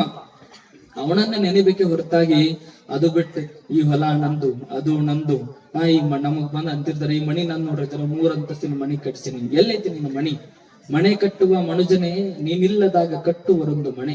ಅಲ್ಲಿಲ್ಲ ಕಂಬ ಬೆಳಕಿನ ಬಿಂಬ, ಕೇಳುವುದಿಲ್ಲ ಮುಹೂರ್ತ, ಅಲ್ಲಿಲ್ಲ ಪನ್ನೀರಾದಿ ಸ್ನಾನ. ನೀನು ಕಟ್ಟಿದ ಮನೆ ವ್ಯರ್ಥ, ನಿನ್ನ ಒಳಗಿರಿಸಿದೊಡನೆ ಮುಚ್ಚುವರು ಆ ಮಣಿ. ಅಲ್ಲಿಲ್ಲ ಕಂಬ, ಅಲ್ಲಿ 3 ಮೊಳ ಇಂಬು, ಕತ್ತಲೆ ತುಂಬ. ನಿನ್ನ ಒಳಗಿರಿಸಿದೊಡನೆ ಮುಚ್ಚುವ ರಾಮಣೆ, ಬಳಗಗಳೆಲ್ಲ ಕೂಡಿ ನೂಕುವರು ರಾಡಿ. ಮಹಡಿ ಮೇಲೆ ಮಹಡಿ ಬಿತ್ತಿ ಚಿತ್ತಾರವ ಹಾಕಿ, ಬಳಗಗಳೆಲ್ಲ ಕೂಡಿ ನೂಕುವರು ರಾಡಿ. ತಲೆ ಮೇಲೆ ಮಣ್ಣಿನ ಹೆಂಟಿ, ಅದ್ರ ಮೇಲೊಂದು ಬಾರಿಯ ಕಂಟಿ. ಯಾರಿಲ್ಲದ ಮನೆಯಲ್ಲಿ ನೀವೊಬ್ಬಂಟಿ ಅಂತ ಅನ್ನೋದನ್ನ ಅರ್ಥ ಮಾಡ್ಕೊಳ್ಬೇಕು. ಎಲ್ಲೈತಿ ನಮ್ಮ ಮಣಿ? ಬಹಳ ಮಂದಿ ನಮ್ಮ ಊರಾಗ ಎಲ್ಲೈತಿ ಅಂದ್ರ ಅವ್ರವ್ರ ಹೊಲ್ದಾಗೈತಿ ಒಂದ್ 6-3 ಮೊಳ. ಬಹಳ ಮಂದಿಗೆ ಎಲ್ಲೈತಿ ಅಂದ್ರ ಮಠದ ಟಿಕಾಂದಾಗ ಒಂದಿಷ್ಟು ಮಣಿ ಐತಿ. ಆ ಮಣಿನೂ ಖಾಯಂಗಿಲ್ಲ. ಆದ್ಮೇಲೆ ಒಂದ್ ಕಡೆ ತೆಗಿತಾರ ಮತ್ತ ಅಲ್ಲಾಗ ಇಡ್ತಾರ. ಎಲ್ಲೈತಿ? ಹೀಗಾಗಿ ನಾವೆಲ್ಲ ಇದನ್ನೆಲ್ಲ ನಮ್ಮದು ಅಂತ ತಿಳ್ಕೊಂಡು ನಾವೆಲ್ಲ ಬಡದಾಡ್ ನಮ್ ಜೀವನಕ್ಕೆ ಎಷ್ಟು ಬೇಕಟ್ಟು ಉಪಯೋಗ ಮಾಡ್ಕೊಳ್ಬೇಕು. ಹಂಗಂತೇಳಿ ಹೊಲ ಗಳಿಸ್ ತಗೋಬಾರ್ದು, ಮಣಿ ಕಟ್ಟಿಸ್ಬಾರ್ದು, ಬಂಗಾರ ತಗೋಬಾರ್ದು, ಬೆಳ್ಳಿ ತಗೋಬಾರ್ದು ಅಂತ ಅರ್ಥ ಅಲ್ಲ. ನಮ್ಮ ಜೀವನಕ್ಕೆ ಎಷ್ಟೈತಿ, ಅವಶ್ಯಕತೆ ಎಷ್ಟೈತಲ್ಲ ಅಷ್ಟನ್ನ ಉಪಯೋಗ ಮಾಡ್ಕೊಂಡು ಬದುಕುವಂತಹ ಪ್ರಯತ್ನ ನಮ್ಮೆಲ್ಲರಿಗೂ ಆಗ್ಬೇಕನ್ನುವಂತಹ ವಿಚಾರಗಳನ್ನ ಹೇಳಿ ಬಸವ ಪುರಾಣದಲ್ಲಿ ಬಹುಶಃ ಬಸವ ಪುರಾಣ ಹೇಳೋದು ಅಂತಂದ್ರೆ ಬಹಳ ದೊಡ್ಡ ಯೋಗ ಬೇಕು. ಗುರುಗಳು ಕೊಟ್ಟಿದ್ದಾರೆ. ನೀವೆಲ್ಲರೂ ಸಹಿತ ಇಲ್ಲಿವರೆಗೆ ಇದು 6ನೇ ದಿವಸದ ಬಸವ ಪುರಾಣ. ಬಸವಣ್ಣನ ಹೆಸರು, ಬಾಲಕನಾಗಿರ್ತಕ್ಕಂತಹ ಬಸವಣ್ಣನ ಹೆಸರು ಎಲ್ಲಿ ತನಕ ಬೆಳೆದಿತ್ತು ಅಂತಂದ್ರೆ ಇಂಗಳೇಶ್ವರಿಂದ ಹಿಡ್ಕೊಂಡು ಬಾಗೇವಾಡಿಯವರೆಗೆ ಅಗ್ರಹಾರದವರೆಗೆ, ಅಗ್ರಹಾರದಲ್ಲಿ ಇರ್ತಕ್ಕಂತಹ ಪಂಡಿತರಲ್ಲಿ, ಶಾಸ್ತ್ರ ಕೋವಿದರಲ್ಲಿ, ಆಚಾರ್ಯರಲ್ಲಿ, ಶಾಸ್ತ್ರಿಗಳವರಲ್ಲಿ, ಪುರೋಹಿತರಲ್ಲಿ ಎಲ್ಲಿ ನೋಡಿದಲ್ಲಿ ಯಾರ ಬಾಯೊಳಗೂ ಸಹಿತ ಬಸವಣ್ಣ ಬಸವಣ್ಣ ಬಸವಣ್ಣ. ಯಾಕೆ ಅಂತಂದ್ರೆ ಅಷ್ಟು ಚಲೋ ಇದ್ದ ಬಸವಣ್ಣ, ಅಷ್ಟು ಚಂದ ಪಾಠಗಳನ್ನ ಕೇಳ್ತಾ ಇದ್ದ ಬಸವಣ್ಣ ಇವತ್ತು ಹೇಳಿರ್ತಕ್ಕಂತಹ ಪಾಠ ಮರ್ದೂಸ್ ಅದನ್ನ ಕಂಠ ಪಾಠ ಮಾಡಿ ಒಪ್ಪಿಸ್ತಿದ್ದ ಬಸವಣ್ಣ. ಇವತ್ತು ನೀವೆಲ್ಲ ನಿಮ್ಮ ಮಕ್ಕಳಿಗೆ ಶಾಲೆ ಹೋಮ್ವರ್ಕ್ ಕೊಡ್ತಾರಲ್ಲ, ಇವತ್ತು ಕೊಟ್ಟರೆ ಹೋಮ್ವರ್ಕ್ ನಿಮ್ಮ ಮಕ್ಕಳು ಒಂದು ವಾರ ಆದ್ಮೇಲೆ ಹೋಮ್ವರ್ಕ್ ತಂದು ಕೊಡ್ತಾರ. ಆದ್ರೆ ಬಸವಣ್ಣ ಹಂಗಿದ್ದಿಲ್ಲ. ಇವತ್ತು ಹೇಳ್ಯಾರ ಅಂತಂದ್ರ ಮನೆ ಕೆಲಸವನ್ನ ಮರುದಿವಸ ಅದನ್ನ ಬಾಳಾಚಾರ್ಯರು ಅಂತೇಳಿ ಅವ್ರು ಗುರುಗಳು, ಪಾಠ ಹೇಳ್ತಕ್ಕಂತಹ ಗುರುಗಳಿಗೆ ಎಲ್ಲರಿಗಿಂತ ಮುಂಚಿತವಾಗಿ ಹೇಳಿರ್ತಕ್ಕಂತಹ ಪಾಠಗಳನ್ನ, ಮಂತ್ರಗಳನ್ನ, ವೇದಗಳನ್ನ ಕಂಠ ಪಾಠವನ್ನು ಮಾಡಿ ಗುರುಗಳಿಗೆ ಒಪ್ಪಿಸಿ ಎಲ್ಲಾ ಗುರುಗಳ ಕಡೆಯಿಂದ ಶಬಾಷ್ ಶಬಾಷ್ ಅಂತ ಅನ್ನಿಸ್ಕೊಳ್ತಾ ಇದ್ದ ಬಾಲಕನಾಗಿರ್ತಕ್ಕಂತಹ ಬಸವಣ್ಣ. ಆ ಗುರುಗಳಿಗೆ ಇವನನ್ನ ಕಂಡ್ರೆ ಬಹಳ ಪ್ರೀತಿ. ಆದ್ರೆ ಒಂದೊಂದು ಸರಿ ಬಾಲಕನಾಗಿರ್ತಕ್ಕಂತಹ ಬಸವಣ್ಣನ ಕಂಡ್ರೆ ಬಹಳ ಸಿಟ್ಟು ಬರ್ತೈತಿ. ಯಾಕೆ ಅಂತಂದ್ರೆ ಇವ ಎಂತ ಇರ್ಲಾರ್ದ ಪ್ರಶ್ನೆ ಎಲ್ಲ ಕೇಳೋ ಗುರುಗಳಿಗೆ. ಇದು ಆತ್ಮ ಅಂದ್ರೆ ಏನ್ರಿ, ಇದು ಸತ್ತ ಮೇಲೆ ಎಲ್ಲಿ ಹೋಗ್ತೈತಿ, ಇದು ಎಲ್ಲಿಂದ ಬಂತು ಮತ್ತೆ ಎಲ್ಲಿ ಹೋಗ್ತೈತಿ, ಹಿಂಗ್ ತಿಟ್ಟು. ಈಗ ಅವ್ರಿಗೆ ಶಾಲೆಗೆ ನಿಮ್ಮ ಒಂದಿವ್ಸ ಮನೆಗೆ ನಿಮ್ ಮಕ್ಳು ಇರ್ತಾರೆ, ಅವ್ರು ನಿಮ್ಗೆ ತಿಳಿಲಾರ್ದ ಪ್ರಶ್ನೆ ಕೇಳಿದ್ರೆ ಏನ್ ಹೇಳ್ತೀರಿ? ಸುಮ್ಕುಡ್ ಗಪ್ಪುಟ್ ನಿಮ್ಗೇನ್ ತಿಳಿತೈತದಲ್ಲ ಅನ್ನಂಗಿಲ್ಲ ನೀವೆಲ್ಲರೂ. ಆದ್ರೆ ಇಲ್ಲಿ ಬಾಳಾಚಾರ್ಯರಿಗೆ ಇವ ಕಂಠಪಾಠ ಮಾಡಿ ಒಪ್ಪಿಸಿದ ಮೇಲೆ ಬಹಳ ಪ್ರೀತಿ. ಮತ್ ಅವ್ರಿಗೆ ಯಾವಾಗ ಹೆದರಿಕೆ ಬರ್ತಿತ್ತು, ಎಲ್ಲಿ ಹೋಮ ಬಸವಣ್ಣ ಎಲ್ಲರ ಇರ್ಲಾರ್ದ ಪ್ರಶ್ನೆ ಕೇಳಿಗಿದ್ದಾನ ಅಂತ ತಿಳ್ಕೊಂಡು ಅವ್ರಿಗೆ ಬಹಳ ಭಯ ಬರ್ತಿತ್ತು. ಮತ್ತ ಅವ್ರ ಮೇಲೆ ಸಿಟ್ಟು ಬರ್ತಿತ್ತು. ಇರ್ಲಿಲ್ಲ ಆದ ಪ್ರಶ್ನೆ ಕೇಳ್ತಾನಲ್ಲ ಇವ. ಬಸವಣ್ಣ ಏನ್ ಮಾಡ್ತಿದ್ದ ಅಂತಂದ್ರೆ ಹೇಳಿರ್ತಕ್ಕಂತಹ ಪಾಠಗಳಲ್ಲಿ, ಶಾಸ್ತ್ರಗಳಲ್ಲಿ, ಆಗಮಗಳಲ್ಲಿ ಇರುವಂತಹ ಸೂಕ್ಷ್ಮಾತಿ ಸೂಕ್ಷ್ಮ ಸಂದೇಹಗಳನ್ನ ಪ್ರಶ್ನೆಗಳ ರೂಪದಲ್ಲಿ ಗುರುಗಳಿಗೆ ಕೇಳ್ತಾ ಇದ್ದ. ಆತ್ಮ ಅಂದ್ರೇನು, ಪರಮಾತ್ಮ ಅಂದ್ರೇನು, ಶರೀರ ಹೆಂಗ ಉದಯ ಆಯ್ತು, ಇದ್ರ ಮುಂದೆ ಅವಸಾನದ ಸಮಯಕ್ಕೆ ಏನಾಗುತ್ತೆ, ಇದೆಲ್ಲ ಸಹಿತ ಏನ್ರ ಪಾಠ ಮಾಡಾಕತ್ರು ಅಂದ್ರೆ ಬಸವಣ್ಣ ಗುರುಗಳ ದೊಡ್ಡ ಕೊಡ್ಡನ ಒಗ್ಯಾವ. ಹಿಂಗ ಅವ್ರಿಗೆ ಎದಿ ದಸಕ್ ಅಂದ್ಬಿಡು ಎಲ್ಲರ ಪ್ರಶ್ನೆ ತರ್ತಾನೋ ಅಂತ ಹೇಳಿ. ಈಗ ನಿಮ್ ಮನ್ಯಾಗೂ ಸಹಿತ ಹಂಗ ಆಗ್ತಿರ್ತಾವ. ನೀವು ಅವ್ರಿಗೆಲ್ಲ ಏನ್ರ ಪ್ರಶ್ನೆ ಕೇಳಿದ್ರೆ ನೀವು ಅಂತಿರ್ತಾರೆ, ಸುಮ್ಕು ಬೊಬ್ಬ ಬರ್ತದ ನೋಡಿಗೆಲ್ಲ, ದೆವ್ವ ಬರ್ತದ ನೋಡಿಗೆಲ್ಲ, ಸುಮ್ ಕುಂತಿ ಚಂದ ಇರ್ತದ. ಹೌದಾ? ನಾವು ಮಕ್ಕಳಿಗೆ ಹಂಗೆ ತುಂಬಿ ಬಿಟ್ಟವ್. ಅವು ಏನ್ರ ಪ್ರಶ್ನೆ ಕೇಳಾಕತ್ತಂದ್ರ ಅವ್ರ ತಲೆಗಿದ್ರ ತುಂಬಿರ್ತವಿ. ಅವು ಶಾಲೆಗೆ ಹೋದ್ಮೇಲೂ ಸಹಿತ ಅಷ್ಟೇ, ಸರ್ಗಳು ಏನ್ ಪಾಠ ಮಾಡ್ತಾರ ಅದಷ್ಟು ಕೇಳೋದೈತಿ, ಸುಮ್ ಬರೋದೈತಿ. ಏನು ಪ್ರಶ್ನೆ ಮಾಡಂಗಿಲ್ಲ, ಏನು ಕೇಳಂಗಿಲ್ಲ, ಏನು ಹೇಳಂಗಿಲ್ಲ. ಹೀಗಾಗಿ ನಾವು ಮಕ್ಕಳಿಗೆ ಪ್ರಶ್ನೆ ಕೇಳುವಂತ ಮನೋಭಾವನೆ ಬೆಳೆಸ್ಬೇಕು ನಾವೆಲ್ಲರೂ.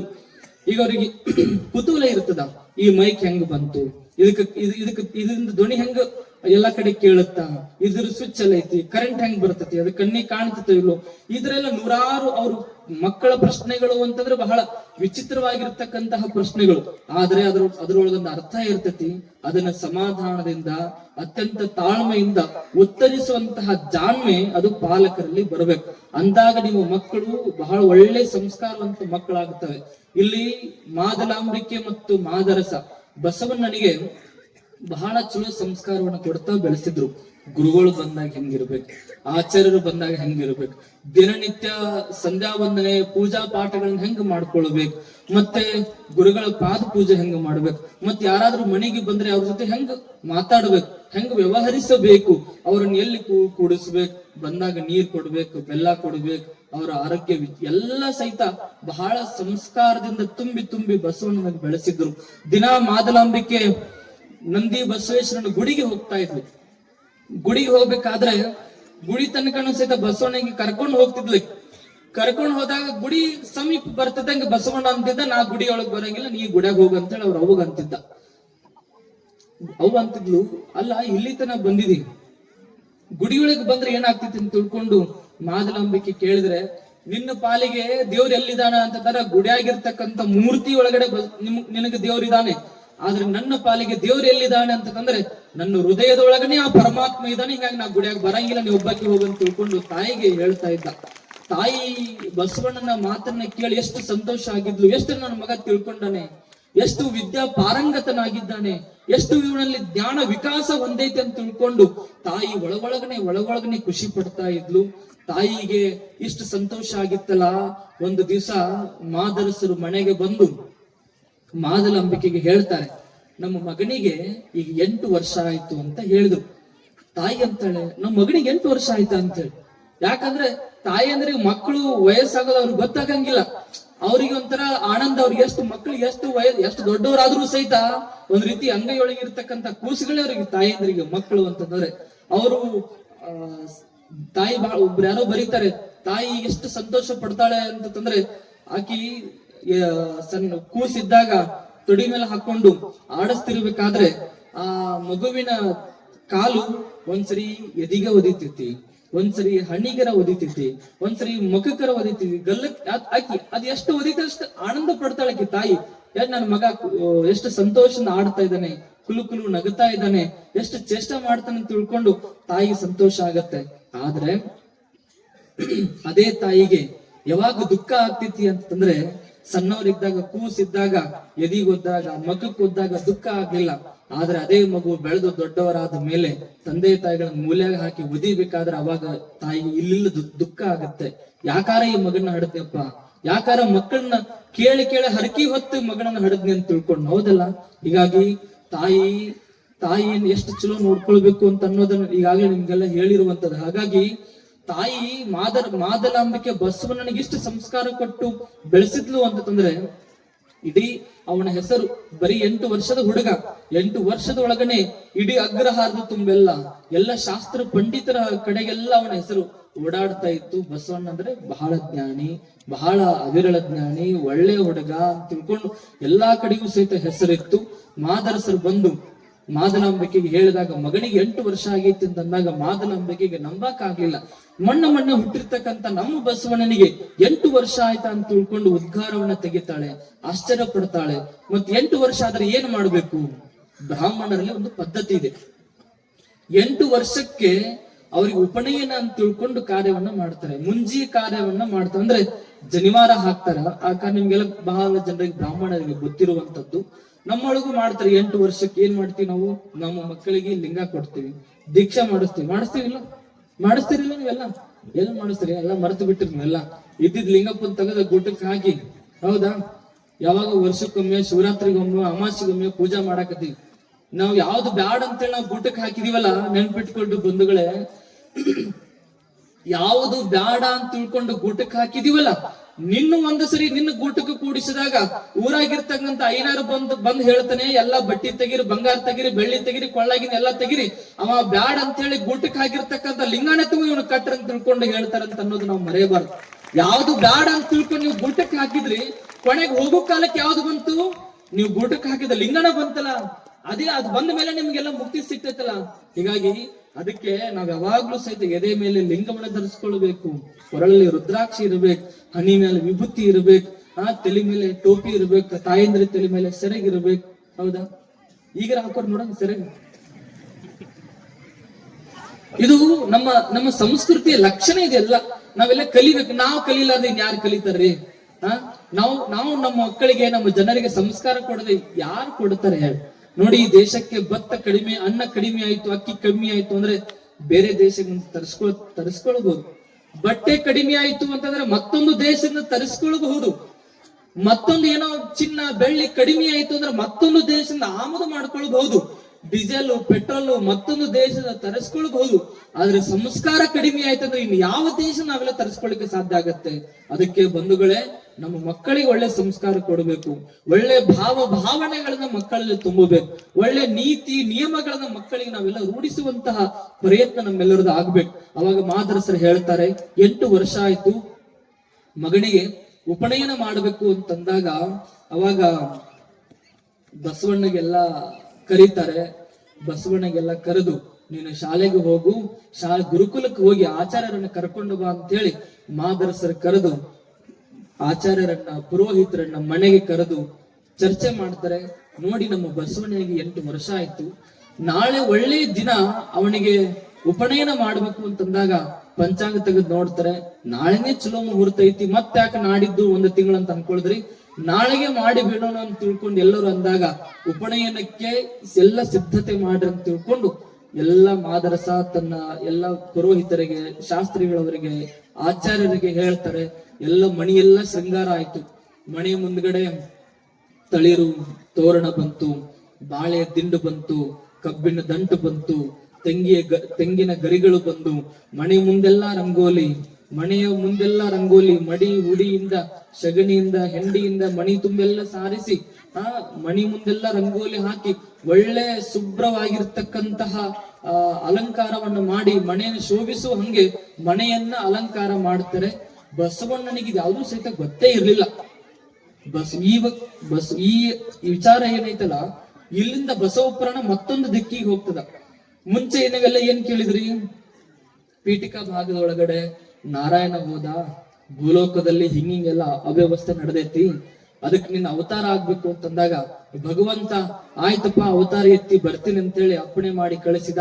ಎಲ್ಲಿಗೆ ಬಂದ ಅಂತಂದ್ರೆ ಬಾಗೇವಾಡಿಯ ನಂದಿ ಬಸವೇಶ್ವರನ ಸನ್ನಿಧಾನಕ್ಕೆ ಬಂದ.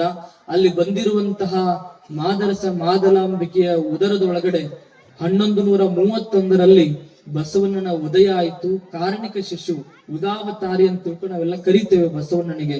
ಅವನಿಗೆ ಹುಟ್ಟುತ್ತಾನೆ ಒಬ್ಬರಿಗೆ ಜೀವಾವಧಿ ಶಿಕ್ಷೆಯನ್ನ, ಪ್ರಾಣ ತೆಗೆಯುವಂತ ಶಿಕ್ಷೆಯನ್ನ ಬಸವಣ್ಣ ನಿವಾರಣೆ ಮಾಡ್ತಾನೆ. ಅದಕ್ಕೋಸ್ಕರ ಅವನಿಗೆ ಕಾರಣಿಕ ಶಿಶು, ಯುಗಾವತಾರಿ ಅಂತ ಕರೀತಾರೆ. ಬೆಳಿತಾ ಬೆಳಿತಾ ವೈಚಾರಿಕ ಪ್ರಜ್ಞೆಗಳು ಬೆಳಿತಾವೆ. ಒಳ್ಳೆಯ ವೇದ ಸಣ್ಣ ವಯಸ್ಸಿನೊಳಗಡೆ ಎಲ್ಲಾ ಪಾಠ ಪ್ರವಚನಗಳನ್ನ ಕಲಿತಾನೆ, ಸಂಸ್ಕಾರವನ್ನ ಕಲಿತಾನೆ. ಅದಾದ ಮೇಲೆ ತನ್ನ ತಂದೆಗೆ ಸಹಿತ ಬುದ್ಧಿ ಹೇಳೋಷ್ಟರ ಮಟ್ಟಿಗೆ ದೇವನೊಬ್ಬ ನಾಮ ಹಲವು ಅಂತ ತಿಳ್ಕೊಂಡು ಒಬ್ಬನೇ ದೇವರನ್ನ ಪೂಜೆ ಮಾಡೋ ಅಂತ ತಿಳ್ಕೊಂಡು ಬಸವಣ್ಣ ತನ್ನ ತಂದೆಗೆ ಉಪದೇಶವನ್ನ ಮಾಡುವಂತದ್ದು. ಆದ್ರೆ ಇಲ್ಲಿಂದ ಏನಾಗುತ್ತಲ್ಲ, ಉಪನಯನ ಇದರ ನಂತರ ಬಸವ ಪುರಾಣದಲ್ಲಿ ಮತ್ತೊಂದು ದಿಕ್ಕೆ ಬದಲಾಗುವಂತದ್ದು. ಉಪನಯನದ ಸಂದ ಎಲ್ಲ ಮಣಿಯೆಲ್ಲ ಅಲಂಕಾರ ಆಗುತ್ತೆ. ಬಸವಣ್ಣ ಕೇಳಿದ, ಏನಾಗಿತ್ತು ಮಣಿಯೊಳಗಡೆ, ಯಾಕೆಷ್ಟೆಲ್ಲ ಅಲಂಕಾರ ಮಾಡಾತೀರಿ ಅಂತಂದಾಗ ಅಲ್ಲೇ ಆಚಾರ್ಯರು ಪುರೋಹಿತರೆಲ್ಲ ಇದ್ರು. ನಿನಗೆ ಉಪನಯನ ಮಾಡುವಂತಹ ಸಂದರ್ಭ ಬಂದಿದೆ ಬಸವಣ್ಣ, ಅದಕ್ಕೆ ನಿನಗೆಲ್ಲ ಮಣಿಯೆಲ್ಲ ಶೃಂಗಾರ ಮಾಡಿವಿ ಅಂತಂದಾಗ ಉಪನಯನ ಅಂದ್ರ ಏನು ಅಂತ ತಿಳ್ಕೊಂಡು ಬಸವಣ್ಣ ಕೇಳಿದ. ಅವಾಗೆಲ್ಲ ಆಚಾರ್ಯರು ಹೇಳ್ತಾರೆ, ಉಪನಯನ ಅಂತಂದ್ರೆ ನೀನು ಗುರುಗಳ ಹತ್ತಿರ ಇರಬೇಕು, ಗುರುಗಳ ಹತ್ತಿರ ಇದ್ದುಕೊಂಡೇ ಅವರ ಮುಖೇನ ವಿದ್ಯೆಯನ್ನ ಕಲಿಬೇಕು.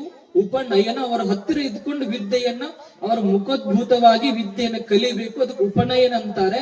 ಮತ್ತೆ ಬ್ರಾಹ್ಮಣರ ಪದ್ಧತಿಯಲ್ಲಿ ಒಂದು ಪದ್ಧತಿ ಇದೆ, ಒಂದು ಸಂಪ್ರದಾಯ ಇದೆ. ಏನು ಸಂಪ್ರದಾಯ? ನೀನು ವೇದಾಧ್ಯಯನ ಮಾಡ್ಬೇಕಾಗಿತ್ತು ಅಂತಂದ್ರೆ, ಆಗಮ ಪುರಾಣೋಕ್ತಗಳನ್ನ ಓದ್ಬೇಕಾಗಿತ್ತು ಅಂದ್ರೆ, ಹೆಚ್ಚಿನ ಶಾಸ್ತ್ರಾಭ್ಯಾಸ ಮಾಡ್ಬೇಕಾಗಿತ್ತು ಅಂತಂದ್ರೆ ನಿನಗೆ ಜನಿವಾರ ಹಾಕೊಂಡ ಮೇಲೆ, ಉಪನಯನ ಆದ್ಮೇಲೆನೆ ಅವನೆಲ್ಲ ಹೆಚ್ಚಿನ ವಿದ್ಯಾಭ್ಯಾಸಕ್ಕೆ ಅವಕಾಶ ಐತಿ. ಅದಕ್ಕೋಸ್ಕರ ಈ ಉಪನಯನ ಮಾಡ್ಕೊಳ್ಬೇಕು, ನೀ ಜನಿವಾರ ಹಾಕೋಬೇಕು ಅಂತ ತಿಳ್ಕೊಂಡು ಆಚಾರ್ಯರೆಲ್ಲ ಬಸವಣ್ಣನಿಗೆ ಹೇಳ್ತಾರೆ. ಉಪನಯನ ಅಂದ್ರೆ ಏನೇನ ಮಾಡ್ತಾರೆ ಅಂತ ತಿಳ್ಕೊಂಡು ಕೇಳಿದ. ನಿನ್ನ ಕೇಶವನ್ನ, ತಲೆಯ ಕೂದಲನ್ನ ತೆಗಿತಾರೆ. ತಲೆಯ ಕೂದಲೆಲ್ಲ ತೆಗೆದು ನಿನಗೆಲ್ಲ ಈ ಶರೀರ ಅಂತಂದ್ರೆ ಮಾಂಸದ ಮುದ್ದೆ ಶರೀರ. ಇಲ್ಲಿವರೆಗೆ ಏನಿತ್ತು? ಮಾಂಸದ ಮುದ್ದೆ ಇತ್ತು.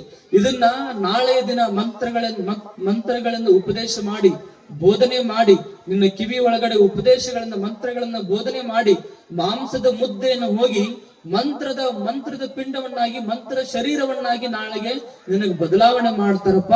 ಅದಕ್ಕೆ ಅದಾದ ಮೇಲೆ ಜನಿವಾರ ಹಾಕ್ತಾರೆ ಅಂತ ಹೇಳಿದ್ರು. ಜನಿವಾರ ಅಂದ್ರೆ ಏನು?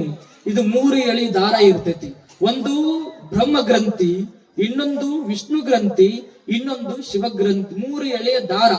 ಆ ತ್ರಿಕಾಲ ಬಾಧ್ಯತವಾಗಿರ್ತಕ್ಕಂತಹ ಜನಿವಾರವನ್ನ ಹಾಕಿದಾಗ ನೀನು ವೇದಾಧ್ಯಯನಕ್ಕೆ ಸಿದ್ಧನಾಗಿದ್ದಿ ಅಂತ ತಿಳ್ಕೊಂಡು, ಇದರ ಅರ್ಥ ಅಂತ ತಿಳ್ಕೊಂಡು ಅಂದಾಗ, ಅಲ್ಲ ಈಗಾಗ್ಲೇ ನನಗೆ ಹುಟ್ಟುತ್ತಾನೆ ಸಂಗಮನಾಥ ಗುರುಗಳು ಕೊರಳ ಲಿಂಗ ಕಟ್ಟರ, ಮತ್ತೆ ನನಗೆ ಜನಿವಾರ ಬೇಕು ಅಂತ ತಿಳ್ಕೊಂಡು ಬಸವಣ್ಣ ಆಚಾರ್ಯರಿಗೆ, ಪಂಡಿತರಿಗೆ ಕೇಳ್ತಾನೆ. ಪಂಡಿತರಂತಾರೆ, ಇದೆಲ್ಲ ಮಾತು ಸಲ್ಲದು ಬಸವಣ್ಣ, ಇದು ನಮ್ಮ ಪದ್ಧತಿ ಐತಿ, ನಮ್ಮ ಸಂಪ್ರದಾಯ ಐತಿ, ನೀರನ್ನ ಹಾಕೊಳ್ಳೇಬೇಕು ಅಂತ ತಿಳ್ಕೊಂಡು ಹೇಳ್ತಾರೆ. ಬ್ರಾಹ್ಮಣರಿಗೆ 2 ಹುಟ್ಟು. ಒಂದು ಹುಟ್ಟು ಯಾವಾಗ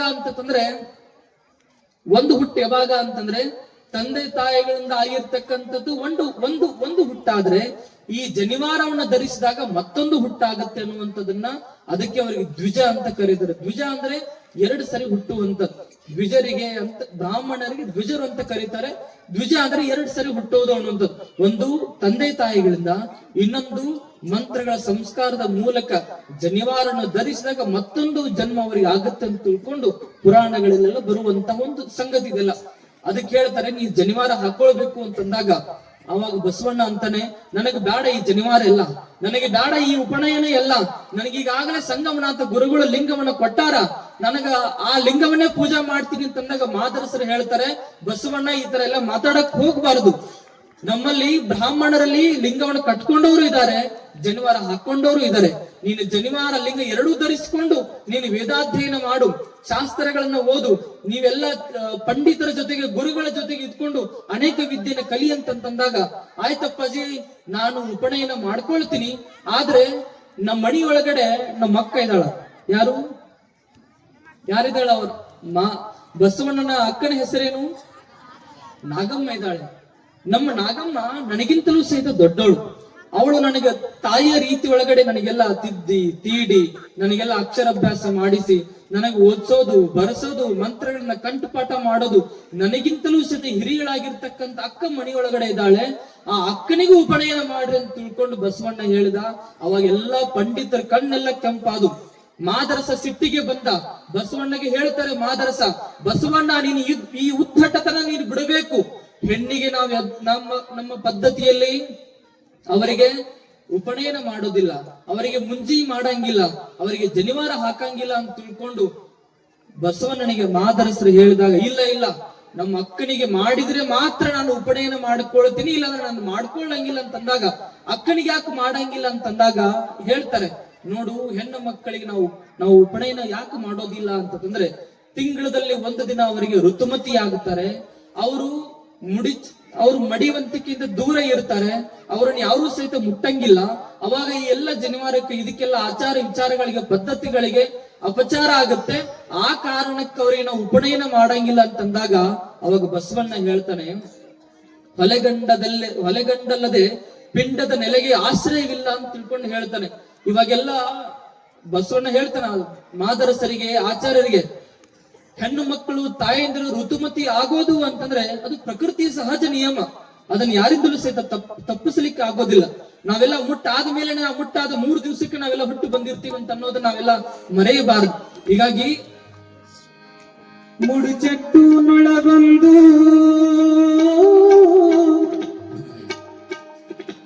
ಮುಡಿಚೆಟ್ಟಿನೊಳಗೊಂದು ಮುಟ್ಟಿ ತಟ್ಟಿ ಅಂತಿರಿ, ಮುಡಿಚೆಟ್ಟು ಎಲ್ಯಾದ ಹೇಳಣ್ಣ, ಮುಟ್ಟಾದ 3 ದಿನಕ ಹುಟ್ಟಿ ಬಂದಿರಿ ನೀವು, ಮುಡಿಚೆಟ್ಟು ಎಲ್ಯಾದ ಹೇಳಣ್ಣ ಹೇಳಣ್ಣ. ಮುಡಿಚೆಟ್ಟು ನೊಳಗೊಂದು ಮುಡಿಚೆಟ್ಟಿನೊಳಗೊಂದು ಮುಟ್ಟಿ ತಟ್ಟಿ ಅಂತಿರಿ, ಮುಡಿಚೆಟ್ಟು ಎಲ್ಯಾದ ಗೇಣಣ್ಣ, ಮುಡಿಚೆಟ್ಟಿ ಎಲ್ಯಾದ ಗೇಣಣ್ಣ.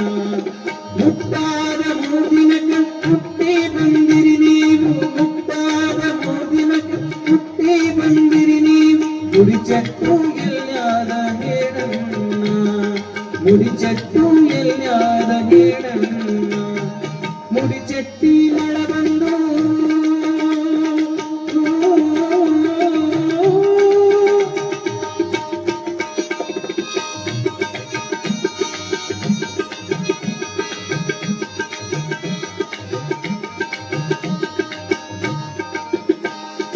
ಊರಾವಲಸನ ತಿಂದು ಹೋರಾಡಿರುವ ಎಮ್ಮಿ, ಊರಾವಲಸನ ತಿಂದು ಹೋರಾಡಿರುವ ಎಮ್ಮಿ, ಹಾಲಿನ ಸವಿಯ ನೋಡಣ್ಣ,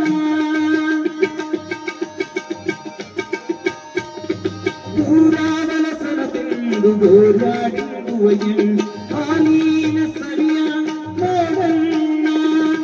ಇದರ ಸ್ವಾದವನ್ನು ಗುಂಡಾಗಿ ಕುಂತಿದೆ, ಇದರ ಸ್ವಾದವನ್ನು ಗುಂಡಾಗಿ ಕುಂತಿದೆ, ಶೀಲ ಎಲ್ಲಿಳಿತೈತಿ ಹೇಳಣ್ಣ, ಶೀಲ ಎಲ್ಲಿಳಿತೈತಿ ಹೇಳಣ್ಣ. ಮುಡಿಚೆಟ್ಟಿನೊಳಗೊಂದು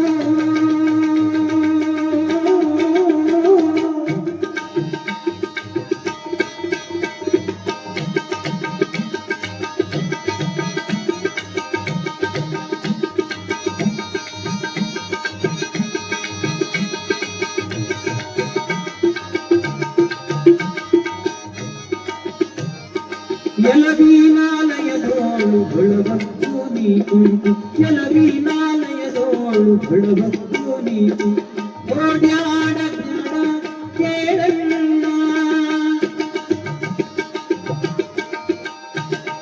ಕೆಲವೀನಾಲಯದೋ ಬೆಳಬತ್ತು ನೀತಿ ಓಡ್ಯಾಡ ಬ್ಯಾಡ ಕೇಳಣ್ಣ ಕೆಲವು ತೊಗಲು ಮಲಮೂತ್ರ ಮಾಂಸವು ಎಲ್ಲವೂ ತೊಗಲು ಮಲಮೂತ್ರ ಮಾಂಸವು ನಿನ್ನಲ್ಲೇ ಕಾಣ ಕಾದನ್ನ ನಿನ್ನಲ್ಲೇ ಕಾಣ ಕಾದನ್ನ ಮುಡಿ ಚೆಟ್ಟಿ ನೊಳಗಂದು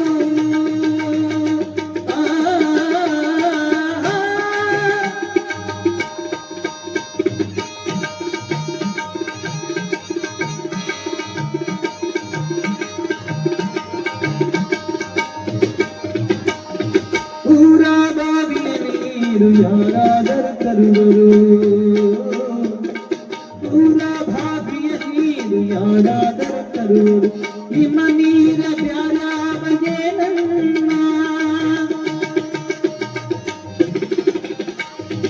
ಊರ ಬಾವಿಯ ನೀರು ಯಾರಾದರೂ ತರುವರು ನಿಮ್ಮ ನೀರ ಬ್ಯಾರಾವಗೆ ನನ್ನ ಬಂಡೆ ನಳ್ಳ ಹೋಗಿ ನದಿಯ ಕುಡಿದ ಮ್ಯಾಲ ಬಂಡೆ ನಳ್ಳ ಹೋಗಿ ನದಿಯ ಕುಡಿದ ಮ್ಯಾಲ ನೈವೇದ್ಯ ಹೇಗಾಗುವುದನ್ನ ನೈವೇದ್ಯ ಹೇಗಾಗುವುದನ್ನ ಮುಡಿ ಚೆಟ್ಟು ನೊಳಗೊಂದು ಮುಡಿ ಚೆಟ್ಟು ನೊಳಗೊಂದು ಮುಟ್ಟಿ ತಟ್ಟಿ ಅಂತಿರಿ ಮುಡಿ ಚೆಟ್ಟು ನೊಳಗೊಂದು ಮುಟ್ಟಿ ತಟ್ಟಿ ಅಂತಿರಿ ಮುಡಿ ಚೆಟ್ಟು ಎಲ್ಲಾದ ಕೇಳಣ್ಣ ಮುಡಿ ಚೆಟ್ಟು ಎಲ್ಲಾದ ಕೇಳಣ್ಣ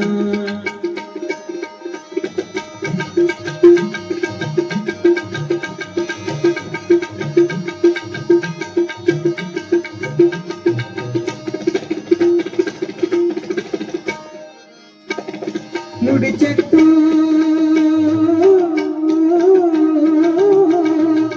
ನುಡಿ ಚೆಟ್ಟು ನುಡಿ ಚೆಟ್ಟು ನೊಳಬಂದು ಮುಟ್ಟಿ ತಟ್ಟಿ ಅಂತಿರಿ ನುಡಿ ಚೆಟ್ಟು ನೊಳಬಂದು ಮುಟ್ಟಿ ತಟ್ಟಿ ಅಂತಿರಿ ನುಡಿ ಚೆಟ್ಟು ಎಲ್ಯಾದ ಹೇಳಣ್ಣ ನುಡಿ ಚೆಟ್ಟು ಎಲ್ಯಾದ ಹೇಳಣ್ಣ ಮುಟ್ಟಾದ ಮೂತಿ ಬಸಕ ಮುಟ್ಟಿ ಬಂದಿರಿ ಮುಟ್ಟಾದ ಮೂತಿ ಬಸಕ ಮುಟ್ಟಿ ಬಂದಿರಿ ನೀನು ಮುಡಿ ಚೆಟ್ಟು ಎಲ್ಲಾದ ಹೇಳಣ್ಣ ಮುಡಿ ಚೆಟ್ಟು ಎಲ್ಲಾದ ಹೇಳಣ್ಣ ಮುಡಿ ಚೆಟ್ಟು ಎಲ್ಲಾದ ಹೇಳಣ್ಣ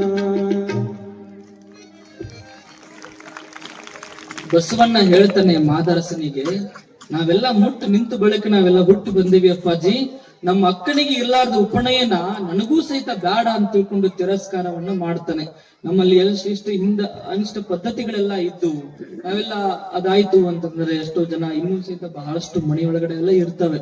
ಹಂಗಾಯ್ತು ಅಂತಂದ್ರೆ 5 ದಿನ ಮನೆಯ ಹಿತ್ತಲದಲ್ಲಿ ಕೂಡಿಸ್ತಾರೆ. ಅವ್ರಿಗೊಂದು ಸಪ್ರೇಟ್ ತಾಟು, ಚರಿಗಿ, ಲೋಟ, ಅವರ ಬಟ್ಟೆ ಬರೆ ಇದೆಲ್ಲ ಸಹಿತ ಕೊಟ್ಟು ದೂರ ಕೂಡಿಸುವಂತಹ ಪ್ರಯತ್ನ, ಇದೆಲ್ಲ ನಾವೆಲ್ಲ ಈಗಿನ ಸಮಾಜದಲ್ಲಿ ಅರ್ಥ ಮಾಡ್ಕೊಳ್ಬೇಕು. ಇದೆಲ್ಲ ಪ್ರಕೃತಿ ನಿಯಮ.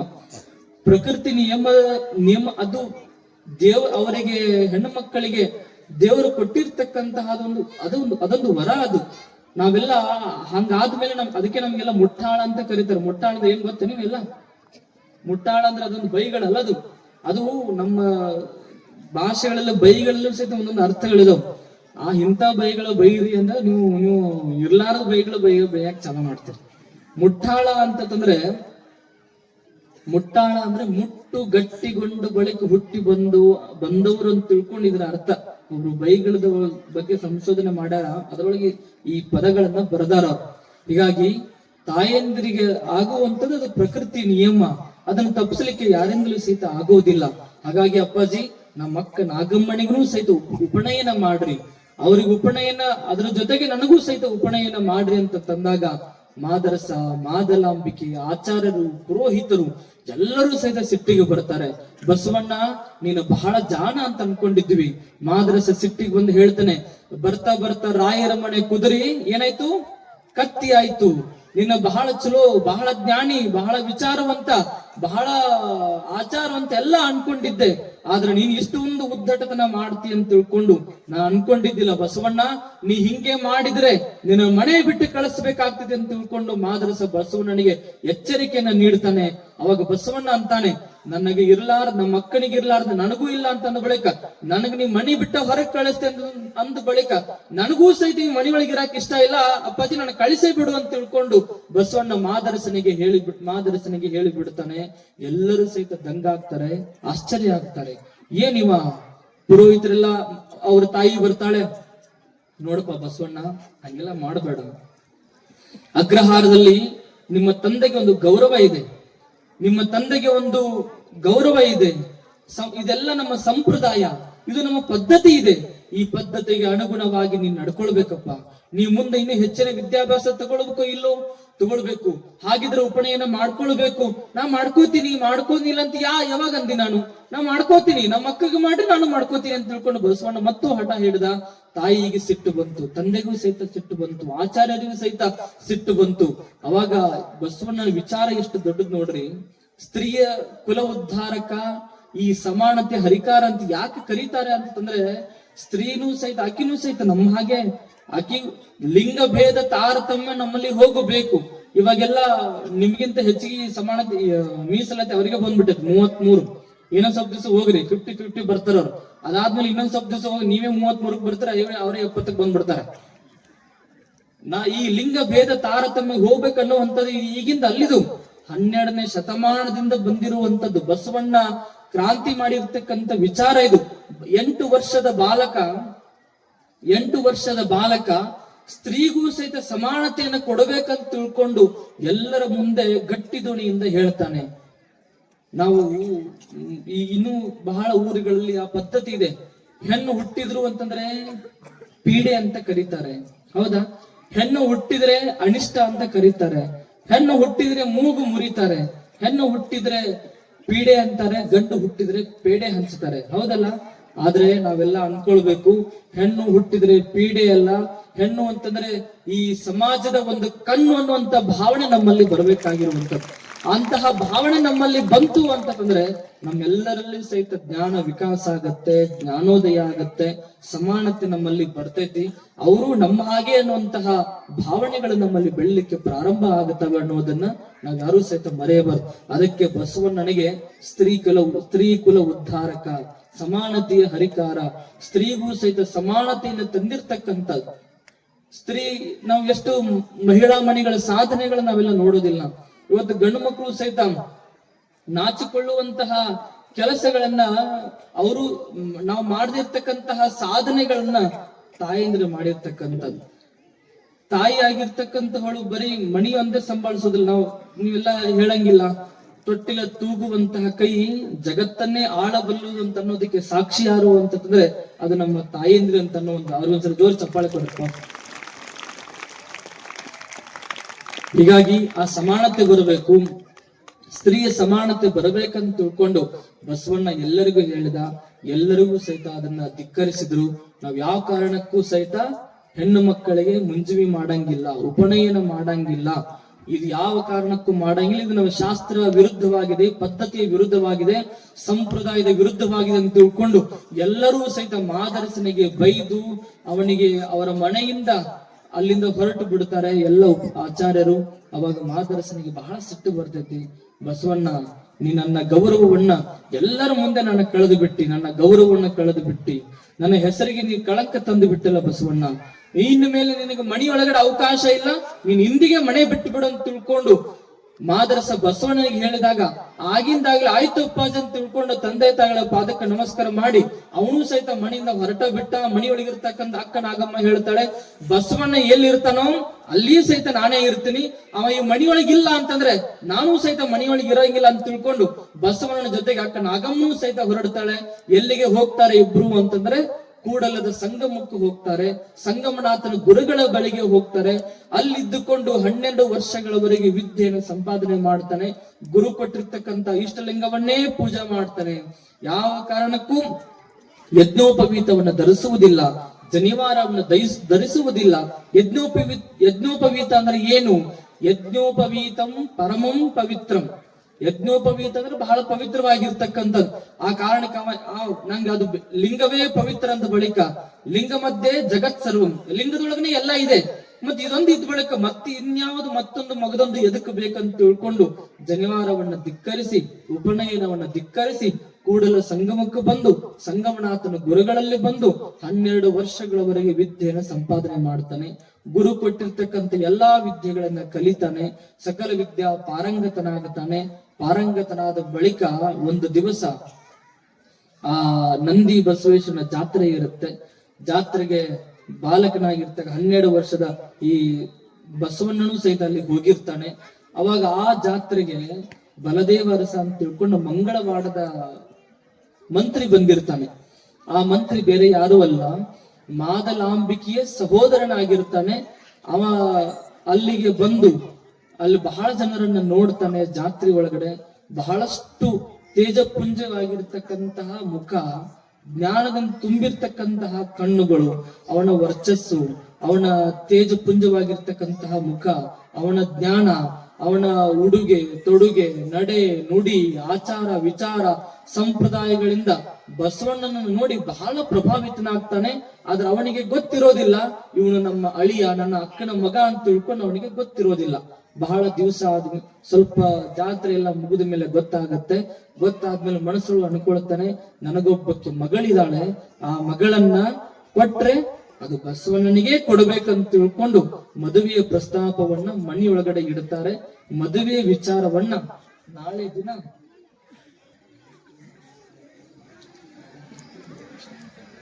ನಾಳೆ ದಿವಸ ಪರಮ ಪೂಜ್ಯರು ಬರ್ತಾರೆ. ನಾಳೆಗೆ ನಾನೇನ್ ಇರಂಗಿಲ್ಲ, ಗುರುಗಳು ಇರ್ತಾರ, ಅವ್ರ ಮುಖ್ಯ ನಾವೆಲ್ಲ ಪ್ರವಚನ ಕೇಳೋಣ. ನಾಳೆ ದಿವಸ ಮದುವೆಯ ಸಂಭ್ರಮ. ಮದುವೆ ಅಂದ್ರೆ ಯಾರಿಗೆ ಒಲ್ಲಿ ಹೇಳೋಣ? ಮದುವೆ ಒಲ್ಲಂತ ಯಾರಂತಾರೆ? ಯಾರು ಅನ್ನಂಗಿಲ್ಲ. ಯಾರೋ ಒಬ್ಬನಿಗೆ ವಯಸ್ಸಾಗಿತ್ತು, ಮುದುಕಾಗಿದ್ದ, ಅಜ್ಜ ಮದ್ವೆ ಆಗ್ತೀನಿ ಅಂತ ಕೇಳಿದ್ರು. ಅವ ಅಂದ, ಹೋಗಿ ಬಿಡಮರ, ನನಗೆ ವಯಸ್ಸಾಗಿತ್ತು, ನನಗ್ಯಾರ ಕನ್ಯಾ ಕೊಡೋರು ಅಂತ ಅವ ಅಂದ. ಅಂದ್ರೆ ಆ ಮಗ ಕನ್ಯಾ ಕೊಟ್ರು ಮದುವೆ ಆಗವನಲ್ಲ. ಹಂಗಿದ್ರೆ ಮದ್ವಿ ಯಾರು ಒಲ್ಲ ಅಂತಾರೆ ಹೇಳ್ರಿ? ಎಲ್ಲರೂ ಮದ್ವೆ ಆಗವರೇ ಆಗಕ್ಕ ನಿಂತಿರ್ತಾರೆ. ಮದ್ವಿ ಆದವ್ರು ಅಂತಿರ್ತಾರೆ, ತಮ್ಮ ಆಗ್ಬೇಡ್ರು ಅಂತ ಅಂತಿರ್ತಾರ ಅವ್ರು. ಯಾಕೆ ಹೇಳ್ರಿ? ತಾಳಿ ಕದ್ದವನಿಗೆ ಕಠಿಣ ಶಿಕ್ಷೆ, ತಾಳಿ ಕಟ್ಟಿದವನಿಗೆ ಜೀವಾವಧಿ ಶಿಕ್ಷೆ. ಹಿಂಗಾಗಿ ಮದ್ವಿ ಆಗ್ಬೇಡ ಅಂತ ಹೇಳಿದ್ರು. ಮಗನ ನೀವು ಒಬ್ಬನಾಗಿದೆ, ನಾನು ಆಗಬೇಡ ಅಂತ ತಿಳ್ಕೊಂಡು ಆಗಿ ಸಂಸಾರ ಸಮಸ್ಯೆಗಳ ನಡುವೆ ಇರುವಂತ ಸಂಸಾರದೊಳಗಡೆ ತೊಳ್ಳಾಟ ಎಲ್ಲ ಅನುಭವಿಸಿ ಒಂದು ದಿನ ಅವರು ಅಂತಾರೆ, ದೊಡ್ಡವ್ರು ಹೇಳಿದ್ರಪ್ಪ ಮದ್ವಿ ಬೇಡ ಅಂತ ಹೇಳಿ. ಕೇಳ್ಬೇಕಾಗಿತ್ತು ಅವ್ರ ಮಾತು, ಕೇಳಿಲ್ಲ. ಹೀಗಾಗಿ ಅನುಭವಿಸಕತ್ತೇನೆ ಅಂತ ತಿಳ್ಕೊಂಡು ಅಂತಿರ್ತಾರೆ. ಈಗಿನ ಯುವಜನತೆ ಅಂತೂ ಪಾಪ ನಮ್ಮ ಹುಡುಗರೇ ಅಂತೂ ಕನ್ಯಾನ ಸಿಗಲಾಗ ಬಿಡ್ರಿ. ವಯಸ್ಸು 35 ಆಗಾಕ ಬಂದು ಅವ್ರಿಗೆ. ಒಬ್ಬರು ಇವಾಗ ಕನ್ಯಾ ನೋಡಕ್ ಹೋಗಿದ್ದ ಒಬ್ರು ಮನೆಗೆ ಕನ್ಯಾ ನೋಡಕ್ ಹೋದಾಗ ಅವ್ರ ಮನಿ ಒಳಗಡೆ ಹೊರಗೆ ನಿಂತಿದ್ದ. ಬಾಗ್ಲ ತೆಗೆದು ಮನೆಯೊಳಗಿರ್ತಕ್ಕಂಥ ಹೆಣ್ಮಕ್ಳು ಹೊರಗೆ ಬಂದು ನೋಡ್ತಾಳೆ. ಕನ್ಯಾ ನೋಡಕ್ಕೆ ಬಂದವ್ರು ಯಾರ್ರಿ ಅಂತ ಕೇಳಿದ್ಲು. ನಾನರಿ ಅಂತ ಇವ ಅಂದ. ಇವನು ನೋಡಿದ ತಕ್ಷಣ ಸಾಕು, ನಾನ್ ನೋಡಿದ ತಕ್ಷಣ ಆ ಅವನ್ ಎದೆ ದಸಕ್ ಅಂದ್ಬಿಡ್ತು. ಯಾಕ ಅಂತಂದ್ರ, ಮಾರಾಯ ನಿನಗಿನ್ನೂ ಮದುವೆ ಆಗಿಲ್ಲ, 15 ವರ್ಷದಿಂದ ನೀವು ನನ್ನ ನೋಡಕ್ ಬಂದಿದ್ದ, ಇವನು ಕನ್ಯಾ ಸಹಿತ ಸಿಕ್ಕಿಲ್ಲ ಅಂತ ತಿಳ್ಕೊಂಡು ಅದಕ್ಕೆ ಎದೆ ದಸಕ್ ಅಂದ್ಬಿಡ್ತು. ಬಹಳ ಮಂದಿ ಕನ್ಯಾ ನೋಡಕ್ ಹೋಗ್ತಾರೆ. ಈಗ ಇನ್ನು ಗುರುಗಳೊಬ್ರು ಬರೋರಿದ್ದಾರೆ, ಪೂಜ್ಯರಾಗಿರ್ತಕ್ಕಂತಹ ಮಲ್ಲೆಮುತ್ತವರು ಇಲ್ಲೇ ಸಮೀಪದಲ್ಲೇ ಇದ್ದಾರೆ. ಹವಮಲ್ನಾಥ್ ಮಹಾರಾಜರು ಅಲ್ಲಿವರೆಗೂ ಸಹಿತ ಈ ಪುರಾಣ ಕಾರ್ಯಕ್ರಮ ಮುಂದುವರಿತೈತಿ. ಮದ್ವಿ ಕನ್ಯಾ ನೋಡಕ್ ಒಬ್ಬ ಹೋಗಿದ್ದ. ಕನ್ಯಾ ನೋಡಕ್ ಅವ್ರ ಮನೆಗೆ ಹೋದಾಗ ಇವ ಹುಡುಗ IT BT ಒಳಗೆ ಕೆಲಸ ಮಾಡ್ತಿದ್ದ. ಇವ್ರು ಮನಿಯೊಳಗಡೆ ಇವ್ನ ಹೆಂಗ ಬೆಳೆಸಿದ್ರು ಅಂತಂದ್ರೆ, ದಿನ ಸಾಲಿಗೆ ರೆಸಿಡೆನ್ಸಿಯಲ್ ಸ್ಕೂಲು, ಸಾಲಿಗೆ ಹೋಗೋದು, ಅಲ್ಲೇ ಇರೋದು, ಬರೀ ಓದೋದು. ಅದಾದ ಮೇಲೆ ಮತ್ ಬೇರೆ ದೊಡ್ಡ ಸ್ಕೂಲಿಗೆ ಹಾಕಿದ್ಮೇಲೆ ದಿನ ಮನೆಯಿಂದ ಸಾಲಿಗೆ ಹೋಗೋದು, ಕಾಲೇಜ್ಗೆ ಹೋಗೋದು, ಕಾಲೇಜಿಂದ ಸೀದಾ ಮನೆಗೆ ಬರೋದು, ಮನೆಯಿಂದ ಟ್ಯೂಷನ್ಗೆ ಹೋಗೋದು, ಟ್ಯೂಷನ್ ಇಂದ ಬರ್ತದಂಗ ಮಕ್ಕಳದು ಮತ್ತೆ ಬೆಳಿಗ್ಗೆ ಹೇಳುದು, ಸಾಲಿಗೆ ಹೋಗೋದು, ಬೆಳಿಗ್ಗೆ ಹೋಗೋದು. ಇದೇ ಕೆಲಸ ಮಾಡ್ಕೊಂತ ಇದ್ದೀವ. ಇವನಿಗೆ ಹೊರಗಿನ ವ್ಯವಹಾರ, ಯಾರ ಜೊತೆ ಹೆಂಗ್ ಮಾತಾಡ್ಬೇಕು, ಬೆಳಿಬೇಕು ಏನು ಗೊತ್ತಿದ್ದಿಲ್ಲ. ಒಂದು ದಿನ ಇವನಿಗೆ ಕನ್ಯಾ ನೋಡಕ್ ಕರ್ಕೊಂಡು ಹೋಗಿದ್ರು. ಕನ್ಯಾ ನೋಡಕ್ ಕರ್ಕೊಂಡು ಹೋದಾಗ ಕನ್ಯಾ ಬಂದ್ಲು, ಎಲ್ಲ ಚಾ ಪಾನಿ ಎಲ್ಲ ಕೊಟ್ಲು. ಇವನಿಗೆ ಕೇಳ್ತಾರ, ಏನು ನಿನ್ ಕನ್ಯಾ ಇಷ್ಟ ಆಗ್ಯಾಳ ಅಂತ ಹೇಳಿ. ಹ್ಞೂ ರೀ ಇಷ್ಟ ಆಗ್ಯಾಳ ಅಂತ ಅಂದ. ಮತ್ತ ಈಗಿನ ಜನ ಅದೀರಿ ನೀವೆಲ್ಲ, ಈಗಿನ ಜನರೇಷನ್ ಇದೀರಿ, ನೀವು ಬೇಕಾದ್ರೆ ಒಂದ್ ರೂಮ್ನಾಗ ಹೋಗಿ ಮಾತಾಡ್ಕೋರಿ ಅಂತೇಳಿ ಒಂದು ಇಬ್ರು ಸೇರಿಸಿ ಒಂದ್ ರೂಮ್ ಒಳಗಡೆ ಬಿಟ್ರು. ಇಬ್ರು ಮಾತಾಡಬೇಕಿಲ್ಲ. ಇವ ನೋಡ್ರೆ ಮಾತು ಪಿಟಿಕ್ ಅನ್ನಕ ತಯಾರಿಲ್ಲ, ಮಾತಾಡಕ ತಯಾರಿಲ್ಲ. ಅವ್ನಿಗೆ ಏನ್ ಮಾತಾಡ್ಬೇಕು ಅನ್ನೋದೇ ಗೊತ್ತಿಲ್ಲ. ಯಾಕಂದ್ರೆ ಎಲ್ಲೂ ಮಾತಾಡೇ ಇಲ್ಲ, ಎಲ್ಲೂ ಹೊರಗೆ ಹೋಗಿಲ್ಲ, ಬೆಳೆದಿಲ್ಲ, ಬಿಟ್ಟಿಲ್ಲ. ಬರೀ ಓದೋದು ಐಟಿ ಬಿಟ್ಟಿ ಕೆಲಸ ಮಾಡ್ಕೊಂತ ಇದ್ದವ. ಇವ ಮಾತಾಡಿದ್ರೆ ಏನ್ ಮಾತಾಡ್ಬೇಕು? ಅವ ಮಾತಾಡ್ತಾ ಅಂದ, ತಂಗಿ ನಿನ್ ಹೆಸರೇನು ಅಂತ ಕೇಳಿದವ. ಆಕಿ ಒಮ್ಮೆ ಎದಿ ಹೊಡೆದ ಕಿವ್ಯಾಗ ಪಟಾಕ್ಷಿ ಆಡಕತ್ತ, ಕಿವ್ಯಾಗ ಅಟಂ ಬಾಂಬ್ ಬಿದ್ದಂಗ ಅದು. ಏನಂದ್ರಿ ಅಂತ ಕೇಳಿದ್ರು. ನಿನ್ ಹೆಸರೇನು ಮತ್ತೆ ಕೇಳಿದ. ನಿನಗೆ ಎಷ್ಟು ಜನ ಅಣ್ತಮ್ಮರು ಅಂತ ಕೇಳಿದ. ಆಕಿ ಅಂದ್ಲು, ತಮ್ಮ ಇಲ್ಲಿ ತನಕ 3 ಜನ ಇದ್ರು, ನಿನ್ ಹಿಡಿದು 4 ಮಂದಿ ಆಗ್ಯಾರ ನೋಡು ಅಂತ ಆಕಿ ಅಂದ್ಲು. ಮದುವೆ ನೋಡಕ್, ಕನ್ಯಾ ನೋಡಕ್ ಹೋದಾಗ ಒಂದೊಂದೊಂದೊಂದು ಮಜಾ ಆಗ್ತಿರ್ತಾವ ಬಹಳ. ಯಾಕಂದ್ರೆ ಹೊರಗಿನ ವ್ಯವಹಾರನೇ ಗೊತ್ತಿಲ್ಲ ಅಂತ ಅಂದ ಬಳಿಕ ಹಿಂಗ ಆಗೋದು ಸಹಜ. ಮದುವೆ ಆಗೋತನ ಒಂದು ತರ, ಮದುವೆ ಆದ ಮೇಲೆ ಇನ್ನೊಂದು ತರ ಜೀವನ. ಅದಕ್ಕೆ ಬಸವಣ್ಣನು ಅಂತಿರ್ತಾನೆ, ಬಸವಣ್ಣ ಮುಂದೆ ಬರುತ್ತೆ ಪ್ರಸಂಗ, ನನಗೆ ಮದ್ವಿ ಬೇಡ ಅಂತವ ಹೇಳ್ತಾನೆ. ಆದ್ರೆ ಗುರುಗಳು ಅವನಿಗೆ ಅನುಗ್ರಹ ಮಾಡ್ತಾರೆ, ಇಲ್ಲಪ್ಪ ನೀ ಧನ್ಯೋ ಗೃಹಸ್ಥಾಶ್ರಮ, ಮದುವೆ ಆದ್ರನೇ ಧನ್ಯತೆಯನ್ನು ಕಾಣ್ತಿ, ನೀ ಮದುವೆ ಆಗಬೇಕಂತ ತಿಳ್ಕೊಂಡು ಅವ್ರು ಮುಂದೆಲ್ಲ ಉಪದೇಶವನ್ನ ಮಾಡ್ತಾರೆ. ನಾಳೆ ದಿನ ಇಲ್ಲಿ ಮದುವೆ ತಯಾರಿ ನಡೀತದ. ನಾಳೆ ದಿನ ಮದುವೆ ತಯಾರಿ ನಡೀತೈತಿ. ನಿಮಗೇನು ಮದುವೆ ಮಾಡೋದಂತ ಹೇಳ್ಕೊಡೋದೇನು ಬೇಕಾಗಿಲ್ಲ, ನೀವು ಮದುವೆ ಮಾಡೇ ಮಾಡ್ತೀರಿ. ಒಲ್ಲೆ ಅಂದ್ರು ಸಹಿತ ಅವ್ನು ಹಿಡ್ಕೊಂಡ್ ಬಂದದ್ರು ಸಹಿತ ಮದುವೆ ಮಾಡಿ ಅವನಿಗೆ ಕೊಳ್ಳಾಗ ಒಂದು ಗಂಟೆ ಕಟ್ಟೆ ಬಿಡ್ತೀವಿ. ನಾಳೆ ದಿನ ಮದುವೆ ಇರೋದ್ರಿಂದಾಗಿ ನಮ್ಮ ಊರಲ್ಲಿ ಈ ಹಿಂದಿನ ಸಹಿತ ಒಂದ್ ಸರಿ ನಾವೆಲ್ಲ ಮಾಡಿದ್ವಿ. ಹೆಣ್ಣಿನ ಕಡೆಯವರು ಮತ್ತೆ ಗಂಡಿನ ಕಡೆಯವರು ಆಗುವಂತ ಒಂದು ಪದ್ಧತಿ. ಈಗ ಹೆಣ್ಣಿನ ಕಡೆಯವರು ಅವರಾಗ್ರಿ ಇವರಾಗ್ರಿ ಅಂತ ಅನ್ನೋದಕ್ಕಿಂತ ಒಂದೇ ಒಂದು ಸರಳವಾಗಿರುವಂತದ್ದು ನಮ್ದೇನು ಮಟ್ಟದ ಈ ನಮ್ಮ ಊರಿನ ಮೇನ್ ರೋಡ್ ಏನೈತಲ್ಲ, ನಮ್ಮ ಊರಿನ ಮೇನ್ ರೋಡ್ ಏನೈತಲ್ಲ, ಆ ಮೇನ್ ರೋಡ್ ಇಂದ ಆಚೆಗೆ ಯಾರಾಗ್ತೀರಿ? ಗಂಡಿನ ಕಡೆ ಆಗ್ತೀರ, ಹೆಣ್ಣಿನ ಕಡೆ ಆಗ್ತಿರೋ? ಏನಾಗ್ತೀರಿ? ಗಂಡಿನ ಕಡೆ ರೋಡ್ ಆಚೆ ಕಡೆ ಇರೋ ಗಂಡಿನ ಕಡೆಯವ್ರು ಆಗ್ತಿರೋ ಏನ ಹೆಣ್ಣಿನ ಕಡೆಯವ್ರು ಆಗ್ತಿರೋ? ಬಾಯ್ರ ಬಿಡ್ರಿ, ದೇವ್ರು ಕೊಟ್ಟ ಇವ ನಿಮಗೆ. ಇಟ್ಟೋ ತನಕ ನಾನೇ ಒಂದ್ ತಾಸು ಹೋದ್ರಿ ಕಡೆಗೆ. ಏನಾಗ್ತೀರಿ? ನಿಮ್ಗೆ ಅಂತ ಹೇಳ್ತೀವಿ, ಸುಮ್ ಕೊಡ. ನೀವ್ ಹೇಳ್ರಿ ಅವ್ವಗಳು, ನಮ್ಮ ಅವ್ವಗಳು ಅಪ್ಪಗಳು ಎಲ್ಲ ಹೇಳ್ಬೇಕು. ನೀವಂತೂ ಹೇಳಂಗಿಲ್ಲ, ನಾನೇ ಹೇಳ್ಬಿಡ್ತೀನಿ. ನಿಮ್ಗೆ ನಿಮ್ ಕಡೆ ಒಂದ್ ತೊಲಿ ಬಂಗಾರ ಇಸ್ಕೊಳಂಗಿಲ್ಲ ಮರಯ್ಯ, ಹೇಳ್ರಿ ಅಷ್ಟೇ ಸಾಕು. ಬಂದ್ ನಿಂತಿಲ್ಲಿ ಮದುವೆ ಕೆಲಸ ಮಾಡೋದಷ್ಟೇ ನಿಮ್ ಕೆಲಸ. ರೋಡ್ ಹಚ್ಚಿಕ್ಕಿರೋರು ಗಂಡಿನ ಕಡೆಯವ್ರು ಆಗ್ರಿ, ಮತ್ತ ರೋಡ್ ಈಚೆ ಕಡೆ ಇರೋರು ಹೆಣ್ಣಿನ ಕಡೆಯವ್ರು ಆಗ್ರಿ. ನಿಮ್ಗೆಲ್ಲ ಒಪ್ಪಿಗೆ ಐತಿ? ಒಪ್ಪಿಗೆ ಐತಿ ಅಂದ್ರೆ ಸರಿ ಜ್ವರ ಚಪ್ಪ ಮಾಡ್ಕೊಂಡು. ರೋಡ್ ಆಚೆ ಕಡೆ ಇರೋರು ಗಂಡಿನ ಕಡೆಯವರಾಗಿ, ರೋಡ್ ಈಚೆ ಕಡೆ ಇರೋರು ಹೆಣ್ಣಿನ ಕಡೆಯವರಾಗಿ, ಏನು ನೀವೆಲ್ಲ ನಿಮ್ಮ ಊರಿಗೆ ಈ ಬೀಗರ್ನ ಎದುರುಗೊಳ್ಳೋದು ಅಂತ ಮಾಡ್ತಿರಲ್ಲ, ಅವೆಲ್ಲ ಇಲ್ಲಿ ಎಲ್ಲ ಬಸ್ಸಂದರು ಕಟ್ಟಿ ಅಂತೇಳಿ ಅಲ್ಲಿಂದ ನೀವೆಲ್ಲ ಎದುರುಗೊಂಡು ನೀವು ಅವರಿಗೆಲ್ಲ ಸಿಹಿ ಎಲ್ಲ ತಿನಿಸಿ ಅವರನ್ನ ಊರೊಳಗಡೆ ಬರಮಾಡಿಕೊಳ್ಳುವಂತಹ ಪ್ರಕ್ರಿಯೆ ಆಗಬೇಕು. ಅದರ ಬಗ್ಗೆ ಕಾರ್ಯಕರ್ತರು ನಿಮ್ಗೆಲ್ಲ ಸಹಿತ ಹೇಳ್ತಾರೆ. ಇಲ್ಲಿ ಎಲ್ಲ ಒಂದು ಹಂದರವನ್ನ ಹಾಕಿ ಮದುವೆಗೆ ಮಾಡಿಸೋದಕ್ಕೆ ಒಂದು ಮದುವೆನೇ ಮಾಡ್ತಿತ್ತು. ಆದ್ರೆ ಈ ಸಾಮೂಹಿಕ ವಿವಾಹಗಳನ್ನ ಇಟ್ಕೊಂಡಿರೋ ಕಾರಣಕ್ಕಾಗಿ ಇಲ್ಲಿ ಸುಮ್ನೆ ನಾಮಕಾವಸ್ಥೆಗೆ ಒಂದು ಮದುವೆಯನ್ನ ಮಾಡುತ್ತದ. ಅದರ ಎಲ್ಲ ಕಾರ್ಯವನ್ನ ಎಲ್ಲ ಜನ, ನಮ್ಮ ಪದಾಧಿಕಾರಿಗಳು, ಯುವಕರು ಅದನ್ನೆಲ್ಲ ತಯಾರಿ ಮಾಡ್ಬೇಕನ್ನುವಂತಹ ವಿಚಾರವನ್ನ ಅವ್ರಿಗೆಲ್ಲ ಸಹಿತ ಹೇಳಿ, ಮದುವೆಗೆ ಏನೇನ್ ಬೇಕಾಗತ್ತೆ, ಗಂಡಿನ ಕಡೆಯವ್ರಿಗೆ ಏನ್ ಬೇಕಾಗತ್ತೆ ಅದನ್ನ ನೀವು ತಗೊಂಡ್ಬರ್ರಿ, ಹೆಣ್ಣಿನ ಕಡೆಯವ್ರಿಗೆ ನಿಮಗೇನು ಬೇಕಾಗ್ತೈತಿ ಅದನ್ನ ನೀವು ಎಲ್ಲಾ ತಗೊಂಡು ಬರ್ರಿ. ಬಂಗಾರ ಬೆಳ್ಳಿ ಬ್ಯಾಡ್ರಪ್ಪ, ಬಂಗಾರ ಮುಟ್ಟಕ್ ಆಗಂಗಿಲ್ಲ, ಬೆಳ್ಳಿ ಕೇಳಕ್ ಆಗಂಗಿಲ್ಲ. ಬಂಗಾರ ಎಟ್ಟಾಗೈತೆ ಅಂದ್ರೆ ನೀವು ಇದೇ ಹೊಡಿತಾವ. ಈಗೆಲ್ಲ 1,70,000 ರೂಪಾಯಿ ಬಂಗಾರ ಆಗೈತೆ ಒಂದ್ ತೊಲಿ. ಹೆಂಗ್ ಮಾಡ್ತೀರಿ ನೀವು ಮುಂದ್ ಮದುವೆ ಎಲ್ಲ? ಏನಿಲ್ಲ, ಸುಮ್ ಬೆಳ್ಳಿ ತರೋದು, ಬಂಗಾರ ನೀರು ಕುಡ್ಸೋದು, ಮದುವೆ ಮಾಡಿಕೊಡೋದು, ಇಷ್ಟ ಕೆಲಸ ಮಾಡ್ಬೇಕು. ನೀನ್ ಬಡವರು ಇಲ್ಲ, ಎಲ್ಲಿ ಮುಟ್ಟಬೇಕೆಲ್ಲ ಬಂಗಾರ ಎಲ್ಲ. ಹೀಗಾಗಿ ತಾವೆಲ್ಲರೂ ಸಹಿತ ಆ ತಯಾರಿಗಳನ್ನ ಮಾಡ್ಕೊಳ್ಬೇಕಂತೇಳಿ ತಮ್ಮೆಲ್ಲರಿಗೂ ಸಹಿತ ತಿಳಿಪಡಿಸಿ, ಮತ್ತೆ ವಿಶೇಷವಾಗಿ ಇಲ್ಲೊಂದು ಸೂಚನೆ ಇದೆ.